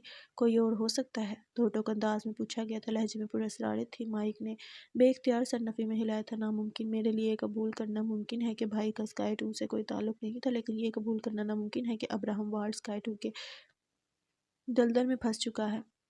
اس کا انداز بھی دو ٹوک تھا۔ ابراہم نے ٹھہر کر اسے دیکھا، پھر ہلکا سا مسکرا دیا۔ اس کی آنکھیں چمک اٹھی تھیں۔ پھر تو تمہیں مجھے ماننا چاہیے کہ میں اس حد تک اداکاری میں ماہر ہوں۔ یہ اداکاری نہیں ہے ابراہم، تم کبھی اسکائی ٹو میں نہیں ہو سکتے، کبھی نہیں۔ یقیناً تم نہیں ہو۔ کوئی تمہیں استعمال کر رہا ہے، یا پھر ابراہم کی آنکھوں میں آنکھیں ڈالے سنجیدگی سے کہتے ہوئے اس نے بات ادھوری چھوڑی تھی۔ یا پھر دایاں ایمبر اٹھائے پوچھا گیا۔ مائک نے رک کر اسے دیکھا، پھر چارہ موڑ لیا، نگاہیں سامنے ٹکائیں، سینے پر سلیب کا نشان کھینچا، اور پھر اٹھ کھڑا ہوا۔ دونوں قطاروں کے درمیانی رستہ پر کھڑے ہو کر اس نے نظریں ترچھی کر کے ابراہم کو دیکھا، جو اسی کی طرف متوجہ تھا۔ میں معلوم کر لوں گا، مجھے یقین ہے میں کر لوں گا۔ اس کے لہجے میں اعتماد تھا۔ والڈ کے لبوں پر مچلتی مسکراہٹ گہری ہوئی۔ مائک لمبے لمبے ڈھک بڑھتا باہر آ گیا۔ زینے اتر کر وہ اپنی سیاہ چمچماتی گاڑی کی طرف آئے، دروازہ کھول کر ڈرائیونگ سیٹ پر بیٹھا۔ گہری سانس لیتے ہوئے چہرہ ترچھا کر کے برابر میں بیٹھے لڑکے کو دیکھا، جو ہاتھ میں ٹیبلٹ لیے چرچ کی ویڈیو دیکھنے میں مصروف تھا، جہاں ابراہم والڈ ہنوز پتھر کا بنا بیٹھا تھا۔ ابراہم اسکائی ٹو میں کیوں نہیں ہو سکتا؟ اس نے چہرہ گھما کر مائک سے پوچھا تھا، چہرے کو ہمیشہ کی طرح سفید رومال سے ڈھکا ہوا تھا۔ میں اسے جانتا ہوں، وہ شخص ایسا نہیں ہے۔ اس نے سالوں محنت کی ہے اور بار کلاس کمپنی کو اس مقام تک پہنچایا ہے۔ وہ کبھی بھی اپنی محنت یوں اسکائی ٹو کی جھولی میں نہیں ڈالے گا۔ وہ شخص، وہ بہت سمجھدار اور قابل تحسین شخصیت کا مالک ہے۔ وہ ان قاتلوں کے ساتھ نہیں ہو سکتا۔ اس کے لہجے سے جھلکتے یقین کو محسوس کر کے وہ خاموش ہو گیا۔ مائک اپنی ٹائی کی نوک ڈھیلی کرتا گاڑی سٹارٹ کرنے لگا۔ اس نے ٹھنڈی سانس خارج کی، پھر ٹیبلٹ کی سکرین کی طرف متوجہ ہوا، جہاں ابراہم ہنوز ویسے ہی بیٹھا تھا، پتھر کا مجسمہ ہو جیسے۔ تمہیں اندازہ نہیں ہے تم نے مجھے کتنا پریشان کر دیا تھا۔ تم میرے اکلوتے دوست ہو یار۔ وہ اس کے سامنے کرسی پر بیٹھی نم آنکھوں سے اسے دیکھ رہی تھی۔ زیاد اسے دیکھ کر ہلکا سا مسکرا دیا۔ تم مجھے پچھلے 5 گھنٹوں سے یہی بتا رہی ہو ایزا۔ آواز دھیمی تھی، آنکھوں میں نرمی تھی، لہجے میں محبت کا ہلکا سا عنصر شامل تھا۔ اس کا یہی انداز اسے کمزور کر دیتا تھا۔ اسے وہ بلا وجہ اچھا نہیں لگتا تھا۔ وہ تھا ہی ایسا، زیاد، بس زیاد تھا۔ تم نے بھی تو ڈرا دیا تھا، اور اب کہہ رہے ہو کہ معمولی سا حادثہ تھا۔ اتنا برا ایکسیڈنٹ ہوا ہے تمہارا؟ وہ خفگی سے کہہ رہی تھی۔ کمرے میں داخل ہوتے بدر کے اٹھتے قدم تھم گئے تھے۔ اس نے ایک نگاہ کرسی پہ بیٹھی ایزابیلا پر ڈالی، پھر بیڈ پر لیٹے زیاد پر۔ اسے بتایا گیا تھا زیاد کا ایکسیڈنٹ ہوا تھا۔ اسے جندل کے متعلق بتایا گیا تھا کہ وہ فوج میں رہ چکا ہے، اور ڈیوڈ اس کا پرانا دشمن تھا، اسے مارنے کی کوشش کرنے والا مارک تھا، جو جندل کو اس کی محبت کی وجہ سے مارنا چاہتا تھا۔ اور سامنے بیٹھی یہ لڑکی ان کے ہر جھوٹ کا یقین کر گئی تھی۔ وہ ہمیشہ سے یہی کرتی آئی تھی۔ اسے زیاد پر بھروسہ تھا، اکلوتا دوست تھا، اس پر اندھا اعتماد تھا۔ وہ اس سے جھوٹ نہیں بول سکتا تھا، کبھی بھی نہیں۔ جندل پر جانے کب سے وہ یوں اعتماد کرنے لگی کہ اس کے جھوٹ پر کبھی شک نہیں ہوا۔ وہ سب اس کے گرد جھوٹ کی ایسی اونچی دیواریں قائم کر چکے تھے، جو اگر یہ لڑکی دیکھ لیتی تو شاید اسے ٹوٹنے سے کوئی نہیں روک پاتا۔ ان دیواروں کو پار کرنا مشکل ہو جاتا، دیواریں جن کے پار سب کھڑے تھے، زیاد، جندل، خیام، حتیٰ کہ اس کا اپنا باپ۔ وہاں کیوں کھڑے ہو بدر؟ وہ اسے دیکھ چکی تھی۔ بدر نے چونک کر اسے دیکھا، پھر گہری سانس لیتا چھوٹے چھوٹے قدم اٹھاتا بیڈ کے پاس آیا۔ زیاد نے سوالیہ نظروں سے اسے دیکھا۔ کیسے ہیں آپ؟ وہ مغموس سی مسکراہٹ لبوں پر سجائے اس سے پوچھ رہا تھا۔ اس کا انداز اسے بے اختیار سعد کی یاد دلا گیا تھا۔ شاید یہ سعد کی بات کا اثر تھا، یا پھر واقعی وہ کہیں کہیں اس کی جھلک دیتا تھا۔ الحمدللہ، تمہیں کیا ہوا ہے؟ بدر نے رک کر اسے دیکھا۔ یا وہ آئینے کی طرح شفاف تھا کہ کوئی بھی اس میں جھانک لیتا تھا، یا پھر بس وہ چاروں ہی ایسے تھے کہ ان سے کچھ چھپانا مشکل تھا۔ کچھ نہیں، بس کل سے یہاں ہوں تو تھکاوٹ ہو گئی ہے، اس نے نظریں چراتے ہوئے کہا تھا۔ یہ دیکھو، میں تمہیں بتاتی تھی نا کہ بدر بہت معصوم ہے، کیوٹ لگ رہا ہے نا؟ ایزا کے چہک کر کہنے پر زیاد کے لبوں پر دھوتی مسکراہٹ گہری ہوئی تھی۔ بدر کا چہرہ ایک دم سرخ ہوا تھا۔ اس نے گھبرا کر دونوں کو دیکھا۔ دونوں اس کے لال چہرے کو دیکھ کر ہنس دیے تھے۔ بیلا باجی، میں گھر جا رہا ہوں، آپ کو بھی گھر چھوڑ دوں؟ اس نے جلدی سے پوچھا تھا۔ ایزا نے سر کو جنبش دی۔ ہاں ٹھیک ہے۔ وہ اپنا کوٹ اٹھا کر اٹھ کھڑی ہوئی۔ اپنا خیال رکھنا، جلدی ٹھیک ہو جاؤ، تمہیں پہلی بار بیمار دیکھ رہی ہوں، بالکل اچھے نہیں لگ رہے، وہ لاڈ سے کہہ رہی تھی۔ زیاد نے مسکراتے ہوئے سر کو جنبش دی۔ وہ الوداعی نگاہ اس پر ڈال کر آگے بڑھ گئی۔ بدر چند پل وہیں کھڑا رہا۔ وہ کمرے کا دروازہ پار کر گئی تو زیاد اس کی طرف متوجہ ہوا۔ کچھ کہنا ہے؟ سعد آپی غصے میں ہیں، اپنا خیال رکھیں گا، مسکرا کر کہتا وہ آگے بڑھ گیا۔ زیاد کی نگاہوں کے سامنے بے اختیار اس کا غصے سے لال ہوتا چہرہ آیا تو وہ سامنے دیکھتے ہوئے کھلکھلا کر ہنس دیا تھا۔ پریشان ہو؟ سیب کھاتے جلدی نے گمسم کھڑے خیام کو دیکھ کر پوچھا۔ وہ میز سے ٹیک لگائے بند مٹھی پر ٹھوٹی ٹکائے کچھ سوچ رہا تھا۔ اسے یہاں آ کر کچھ بھی سنبھالنے کی ضرورت نہیں پڑی تھی۔ ڈیوڈ کی لاش غائب تھی اور باقی سب کچھ بدر سنبھال چکا تھا۔ جندل کی بات پر گردن گھما کر اسے دیکھا۔ تمہیں کیسے معلوم؟ مت بھولو، تمہاری رگوں میں میرا خون دوڑ رہا ہے، فخریہ کولر جھاڑ کر کہا گیا۔ وہ سر جھٹک کر رہ گیا۔ چلو اب بتا دو کیا ہوا ہے؟ سوچ رہا ہوں زرار کو زہر دینا سمجھ میں آتا ہے، لیکن تمہیں ڈرگز کیوں دیے گیا؟ اس کے لہجے میں پریشانی جھلک رہی تھی۔ کوئی تجربہ کر رہے ہوں گے؟ بے فکری سے کندھے اچکاتے ہوئے اس نے سیب کی کاش خیام کی طرف بڑھائی۔ وہ چپ چاپ کاش تھام گیا۔ ڈرگز کس طرح کے تھے؟ عام سے ہیں، کوئی خاص توجہ طلب چیز بھی نظر نہیں آئی۔ وہ سیب کی کاش کو دانتوں سے کاٹ کر کہہ رہا تھا۔ پھر پریشان کیوں ہو رہے ہو؟ دیکھو، میں بالکل ٹھیک ہوں، بس ذرا کمزوری ہے، لیکن زیاد سے 1000 درجے بہتر حالت میں ہوں۔ اس نے پلیٹ ایک طرف رکھتے ہوئے کہا۔ تو عورتوں کی طرح ادھر کیوں چھپ کر بیٹھے ہو؟ لہجے میں طنز تھا۔ یہ مجھے عورتوں والا طعنہ مت دیا کرو، تم پاگل انسان، منہ توڑ دوں گا تمہارا۔ وہ اس پر بگڑا تھا۔ تم واقعی ایک دم ٹھیک ہو، چلو اس ناکام شاعر کے پاس چلتے ہیں۔ خیام ہاتھ جھاڑتے ہوئے سیدھا کھڑا ہوا۔ جندی نے ٹانگیں بیڈ سے لٹکا کر سہارے کے لیے بازو پھیلایا۔ خیام نے رک کر اسے دیکھا، پھر اپنی سٹک اس کے برابر میں رکھی اور اکڑی ہوئی گردن دائیں بائیں ہلاتے ہوئے دروازے کی طرف بڑھ گیا۔ جندل نے حیرت سے سٹک کو دیکھا، پھر اسے جو اپنی ٹانگوں پر صحیح سلامت چل رہا تھا۔ وہ بے یقینی سے بیڈ سے اترا۔ پیٹ میں درد کی ٹیس اٹھی۔ وہ سٹک ایک طرف پھینک کر پیٹ پر ہاتھ رکھتا باہر کی طرف بھاگا تھا۔ کمرے سے باہر آ کر اس نے خیام کو برابر والے کمرے میں جاتا دیکھا۔ وہ فوراً اس کے پیچھے لپکا۔ کمرے میں داخل ہوتے ہی اس نے پیچھے سے خیام کی گردن دبوچی تھی۔ کب سے رچایا ہوا ہے تم نے یہ ڈرامہ، جنگلی گدھے؟ وہ خواب کا نظروں سے گھور رہا تھا۔ سکون سے بیٹھے زیاد نے ان دونوں کی اچانک آمد اور پھر آتے ہی گدھوں کی طرح شروع ہونے پر کفر سے انہیں دیکھا تھا۔ عقل تمہاری اپنی گھٹنوں سے بھی نیچے ہے، چھوڑو میری گردن۔ وہ اس کا ہاتھ جھٹک کر بیزاری سے کہہ کر آگے آیا تھا۔ ناکام شاعر، دیکھ رہے ہو اس گدھے کو؟ یہ حضرت ہمیشہ سے ٹھیک تھے، بس لنگڑانے کے ڈرامے کرتے تھے، وہ ترک کر کہہ رہا تھا۔ خیام چپ چاپ میز پر رکھی زیاد کی رپورٹس دیکھنے لگا تھا۔ تمہیں آج خبر ہوئی ہے؟ زیاد کے سوال پر اس نے آنکھیں پھاڑے حیرت سے اسے دیکھا، پھر خیام کو۔ تم دونوں ملے ہوئے تھے آج؟ میں تمہیں غصے سے کہتا وہ آگے بڑھا ہی تھا کہ کرسی سے پاؤں ٹکرایا تھا، ساتھ ہی پیٹ میں درد کی ٹیسیں اٹھی تو وہ گرنے کے سے انداز میں کرسی پر بیٹھا تھا۔ آنکھیں کرائے پر دی ہیں کیا؟ زیاد نے جمائی لیتے ہوئے پوچھا تھا۔ شکل مت دکھانا تم دونوں اپنی، ذرا جو شرم آئی ہو مجھے بیوقوف بناتے ہو، اور نہیں تو میرے جذبات کا ہی خیال کرتے۔ کیسے دوست ملے مجھے؟ وہ ہنوز ان دونوں کو کوس رہا تھا۔ اسے گھر لے جاؤ یار، عورتوں کی طرح رونا پیٹنا ڈال رکھا ہے، زیاد نے منہ بسول کر کہا تھا۔ خیام کی بے اختیار ہنسی چھوٹی تھی۔ وہ قہقہ لگا کر ہنسا تھا۔ جندل نے غصے سے دانت پیسے تھے۔ ٹھیک ہے، اب شکل نہیں دکھاؤں گا تمہیں اپنی، دانت پیس کر کہتا وہ اٹھ کھڑا ہوا تھا۔ خیام ہنستے ہوئے آگے سہارے کے لیے اپنا کندھا پیش کیا۔ وہ اسے گھور کر اپنا بازو اس کے کندھے پر پھیلا گیا۔ زیاد نے الوداعی انداز میں اپنا ہاتھ ہلا دیا۔ تم میرے دوست تھے، تم اس ناکام شاعر کے ساتھ مل کر میرے ساتھ ایسا نہیں کر سکتے۔ جندل معصومیت سے شکوہ کر رہا تھا۔ سمجھا کرو، کبھی کبھار اس بیچارے کا بھی دل رکھ لینا چاہیے۔ خیام اسے تسلی دے رہا تھا۔ تم مجھے دھوکہ تو نہیں دے رہے؟ لہجہ مشکوک تھا۔ نہیں، تمہیں یقین دلانے کے لیے تمہیں کہیں لے چلتا ہوں، آؤ میرے ساتھ۔ اب اسے پچکارا گیا تھا۔ زیاد نے لب دانتوں میں دبا کر اپنی مسکراہٹ چھپائی تھی۔ وہ دونوں کمرے سے باہر نکل کے دروازہ بند ہو گیا۔ اس نے گہری سانس لیتے ہوئے کرسی کھینچی تھی۔ بالوں کا ڈھیلا سا جوڑا بناتے ہوئے وہ کرسی پر بیٹھ گئی تھی، سر تھک کر ہاتھوں میں گرا دیا۔ اس سے کہاں غلطی ہوئی تھی، وہ کہاں دھوکہ کھا رہی تھی؟ اس نے سختی سے آنکھیں میچ کر سامنے میز پر رکھی ڈائری کے کوڑے ورق کو دیکھا۔ اس نے سب سے زیادہ اعتماد زیاد پر کیا تھا، مگر یہ اعتبار آج بکھر چکا تھا۔ اس سے یہ کہنے والا زیاد کہ وہ خیام سے بے انتہا نفرت کرتا ہے، اس رات اسی کی گاڑی کے ساتھ کھڑا تھا۔ اس نے کہا تھا اسے کوئی اچھی لڑکی ملی تو سب سے پہلے اسے بتائے گا، مگر وہ یہاں بھی اسے بہت پیچھے دھکیل چکا تھا، اور اب وہ اس سے جھوٹ بول رہا تھا کہ اس کا ایکسیڈنٹ ہوا تھا۔ جب ایک طرف مار کو گولیاں لگی تھیں تو اسی رات زیاد کا ایکسیڈنٹ یقیناً اتفاق نہیں تھا، کہیں کچھ خلا سا تھا جو اس کے تمام سوالات کے درمیان ایک ربط قائم کر رہا تھا۔ اس نے وارڈ کی بات پر یقین نہیں کیا تھا جب وہ مار کی طرف سے سوئیاں پیش کر رہے تھے، وہ کیوں کر زیاد کا یقین کر گئی، جس کے پاس کوئی وجہ نہیں تھی اس سے جھوٹ نہ بولنے کی۔ اور جندل وہ بھی اس سے جھوٹ بول رہا تھا۔ آخر ڈیوڈ ہی کیوں اس کا دشمن تھا، وہ ڈیوڈ جو مارک کے ساتھ کام کرتا تھا، اور پھر مارک نے ڈیوڈ کو مارنے کے بعد جندل کو مارنے کا حکم دیا، اور اگر دیا بھی تو وہ ایمبولینس میں اسے لے کر راستہ بدلنے کے بعد درمیان میں آدھے گھنٹے کے لیے اسے کہاں لے گئے تھے۔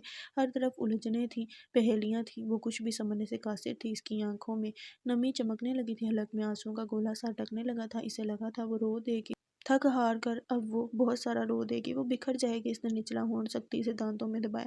اسی اثناء میں اس کے موبائل کی سکرین روشن ہوئی۔ اس نے زکام زدہ سی سانس خارج کر کے سکرین پر جگمگاتے پیغام کو دیکھا۔ پیغام اس ڈاکٹر کا تھا جسے اس نے زیاد کے متعلق معلومات اکٹھی کرنے کا کہا تھا۔ وہ کام کر چکا تھا۔ زیاد کو گولیاں لگی تھیں، 3 گولیاں۔ اس کا ایکسیڈنٹ نہیں ہوا تھا، مارک کو بھی 3 گولیاں لگی تھیں۔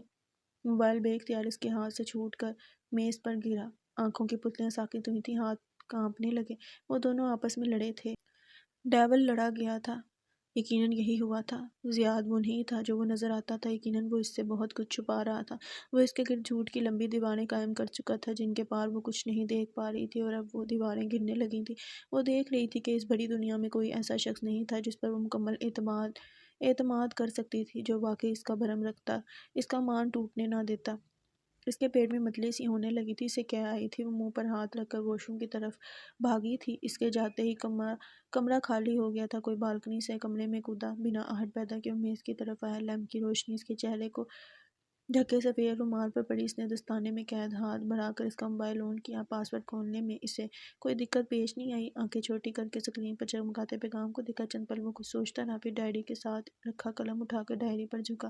اگلے لمحات میں جب ایزابیلا واش روم سے نکل رہی تھی تو وہ بالکنی سے نیچے چھلانگ لگا چکا تھا۔ وہ ٹشو سے اپنا چہرہ تپتپاتی میز کی طرف آئی تھی، ہاتھ بڑھا کر اپنا موبائل اٹھانا چاہا کہ نگاہ ڈائری کے کھلے صفحے پر ٹکی۔ اگر آپ خاموش نہیں ہوں گی تو خاموش کروا دی جائیں گی۔ سیاہ روشنائی سے تحریر کردہ الفاظ اسے سانس روکنے پر مجبور کر گئے تھے۔ پھٹی پھٹی نگاہوں سے اس نے تحریر کے برابر میں قلم کی ٹوٹی نوک کو دیکھا تھا۔ وہ بے اختیار پیچھے ہٹی تھی، قدم لڑکھڑا گئے تھے۔ کانپتے ہاتھوں سے اس نے کرسی کو تھام کر سہارا لیا تھا۔ یہ الفاظ وہ کبھی نہیں بھولی تھی، یہ انداز اسے ہمیشہ خوفزدہ کر دیا کرتا تھا۔ اسے جب لگا تھا کہ اسے پیچھے دھکیلنے والے خود پیچھے ہٹ چکے ہیں تو وہ اچانک اس کے سامنے دیوار بن کر کھڑے ہو چکے تھے۔ اس بار یہ دیوار مزید مضبوط تھی۔ جو شخص اس کے کمرے تک پہنچ سکتا تھا وہ اس سے کچھ بھی توقع کر سکتی تھی۔ ایزابیلا وارڈ اپنے ہی گھر میں محفوظ نہیں تھی۔ وہ سر بیڈ گراؤنڈ پر ٹکائے، چہرہ ترچھا کر کے کھڑکی کے پار گہری ہوتی رات پر نظریں ٹکائے بیٹھا تھا۔ ہر سو خاموشی تھی، اتنی کہ وہ اپنی سانسوں کی آواز بخوبی سن رہا تھا۔ کمرے کی فضا پرسکون تھی، مگر جہاں دل بے چین ہو وہاں یہ سکون بھی کارآمد نہیں تھا۔ سماعت سے بار بار وہ الفاظ ٹکرا رہے تھے جو اس نے ہوش و حواس کھونے سے پہلے سنے تھے۔ بہت کوشش کے باوجود اس چہرے کی تصویر مکمل اس کی آنکھوں کے سامنے نہیں بن رہی تھی جو اس کے اور طریق آسمان کے درمیان حائل ہوا تھا۔ کون تھا جو اسے یہاں لایا تھا؟ کون تھا جس کی گود میں اس نے سکون سے آنکھیں بند کی تھیں؟ وہ لمس اتنا منحوس سا کیوں تھا؟ کئی سوال تھے جن کے جواب اس کے پاس نہیں تھے۔ اس نے گہری سانس لے کر آنکھیں موند لی تھیں۔ چند پل ہی گزرے تھے کہ کمرے کا دروازہ کھلا تھا۔ کوئی ہلکی سی آہٹ سے اندر آیا اور اس کے پہلو میں کھڑا ہوا بغور اسے دیکھا جو آنکھیں موندے بیٹھا تھا۔ شاید سو رہا تھا، شاید جاگ رہا تھا، فیصلہ مشکل تھا۔ سیاہ بال پیشانی پر گرے ہوئے تھے، چہرے سے نقاہت جھلک رہی تھی، مگر پہلے سے بہتر لگ رہا تھا۔ وہ نوز آنکھیں موندے بیٹھا رہا۔ اسی اثناء میں نرم سا لمس اپنی پیشانی پر محسوس ہوا۔ وہ اس کی پیشانی پر گرے بال ہٹا رہی تھی۔ اس کے لبوں پر خفیف سی مسکراہٹ دوڑ گئی تھی۔ آنکھیں کھول کر اسے دیکھا جو اس کے اچانک آنکھیں کھولنے پر ہاتھ کھینچ گئی۔ وہ چہرہ ترچھا کر کے نرمی سے اسے دیکھنے لگا۔ وہ اس کی یوں دیکھنے پر گڑبڑائی، نظریں جھکائیں، پھر نچلے ہونٹ کا کونا دانتوں میں دبا کر اسے دیکھا۔ کیسے ہو؟ آواز نہ چاہتے ہوئے بھی بھیگ گئی۔ دل پریشان تھا، پھر دماغ اب ٹھیک ہوں، خاصا شاعرانہ جواب تھا۔ اس کے حلق میں آنسوؤں کا گولا اٹکنے لگا تھا۔ ہاتھوں کی کپکپاہٹ چھپانے کے لیے ہاتھ پیچھے باندھ لیے وہ آنکھیں چھوٹی کیے مبہم سا مسکراتا اسے دیکھنے لگا۔ مجھے غصہ آ رہا تھا۔ وہ صبح سے تمہارے پاس تھی، ایک لمحے کو نہیں اٹھی، مجھے تمہیں دیکھنا تھا۔ وہ آنکھوں میں جمع ہوتے آنسوؤں کو پیچھے دھکیلتے ہوئے ہمت جمع کر کے بولی تھی۔ اس نے کوئی جواب نہیں دیا، اسے مزید رونا آیا تھا۔ تم نے بھی اسے جانے کا نہیں کہا، ٹھیک ہے تم اس کے کزن ہو، لیکن بیوی ہوں میں تمہاری، بس ایک نظر تمہیں دیکھنا تھا۔ جانتے ہو 24 گھنٹوں میں کتنے منٹ اور کتنے سیکنڈ ہوتے ہیں؟ اس کی آنکھیں بھیگنے لگی تھی، وہ اس کی آنکھوں میں نہیں دیکھ رہی، نظریں جھکا کر رکھی تھی، شاید آنسو روکنے کی کوشش کر رہی تھی۔ اس کے تاثرات نہیں بدلے تھے، وہ یوں ہی اسے نرمی اور محبت سے دیکھتا رہا۔ ایسے مت کیا کرو، میرا ضبط مت آزمایا کرو۔ ایک آنسو دھیرے سے آنکھ سے نکل کر گال پر لڑک گیا تھا۔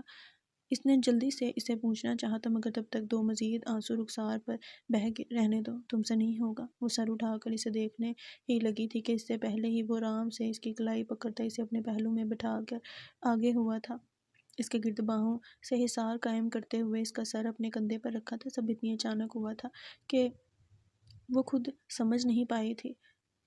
ہوش تب آیا تھا جب اس نے دھیرے سے اس کا سر سہلاتے ہوئے کہا تھا، آئی ایم سوری سکون میرے۔ وہ رو دی تھی اس کے کندھے سے لگ کر پھوٹ پھوٹ کر۔ وہ خاموشی سے اس کا سر سہلاتا، اس کی سسکیاں سنتا رہا تھا، خود سے کیے تمام وعدے بھلا دیے تھے۔ اس نے کہا تھا وہ نہیں روئے گی، مگر وہ اس کا ضبط آزما گیا تھا۔ وہ جو اس سے تھوڑی سی دوریوں پر شکایت کر رہی تھی، اب اسے زندگیوں کی دوری پر جاتا دیکھ کر جان نکلتی محسوس ہوئی تھی۔ وہ اپنوں کو کھونے سے ڈرتی تھی، اس نے چند لمحات کے لیے اس سے اس کی اپنی سانسیں چھین لی تھی۔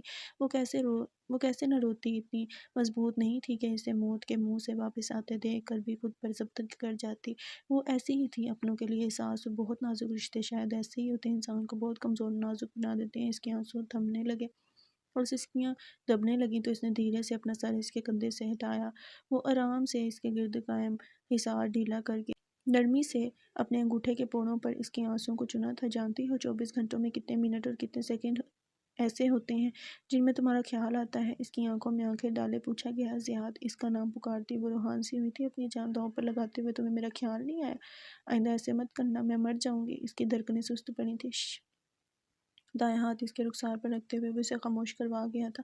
تمہارا ہی تو خیال آیا تھا، ایسے کرتے ہیں خیال۔ جان نکال کر وہ شکوہ کر رہی تھی، آئی ایم سوری سکون میرے۔ وہ ایک بار پھر معافی مانگ رہا تھا۔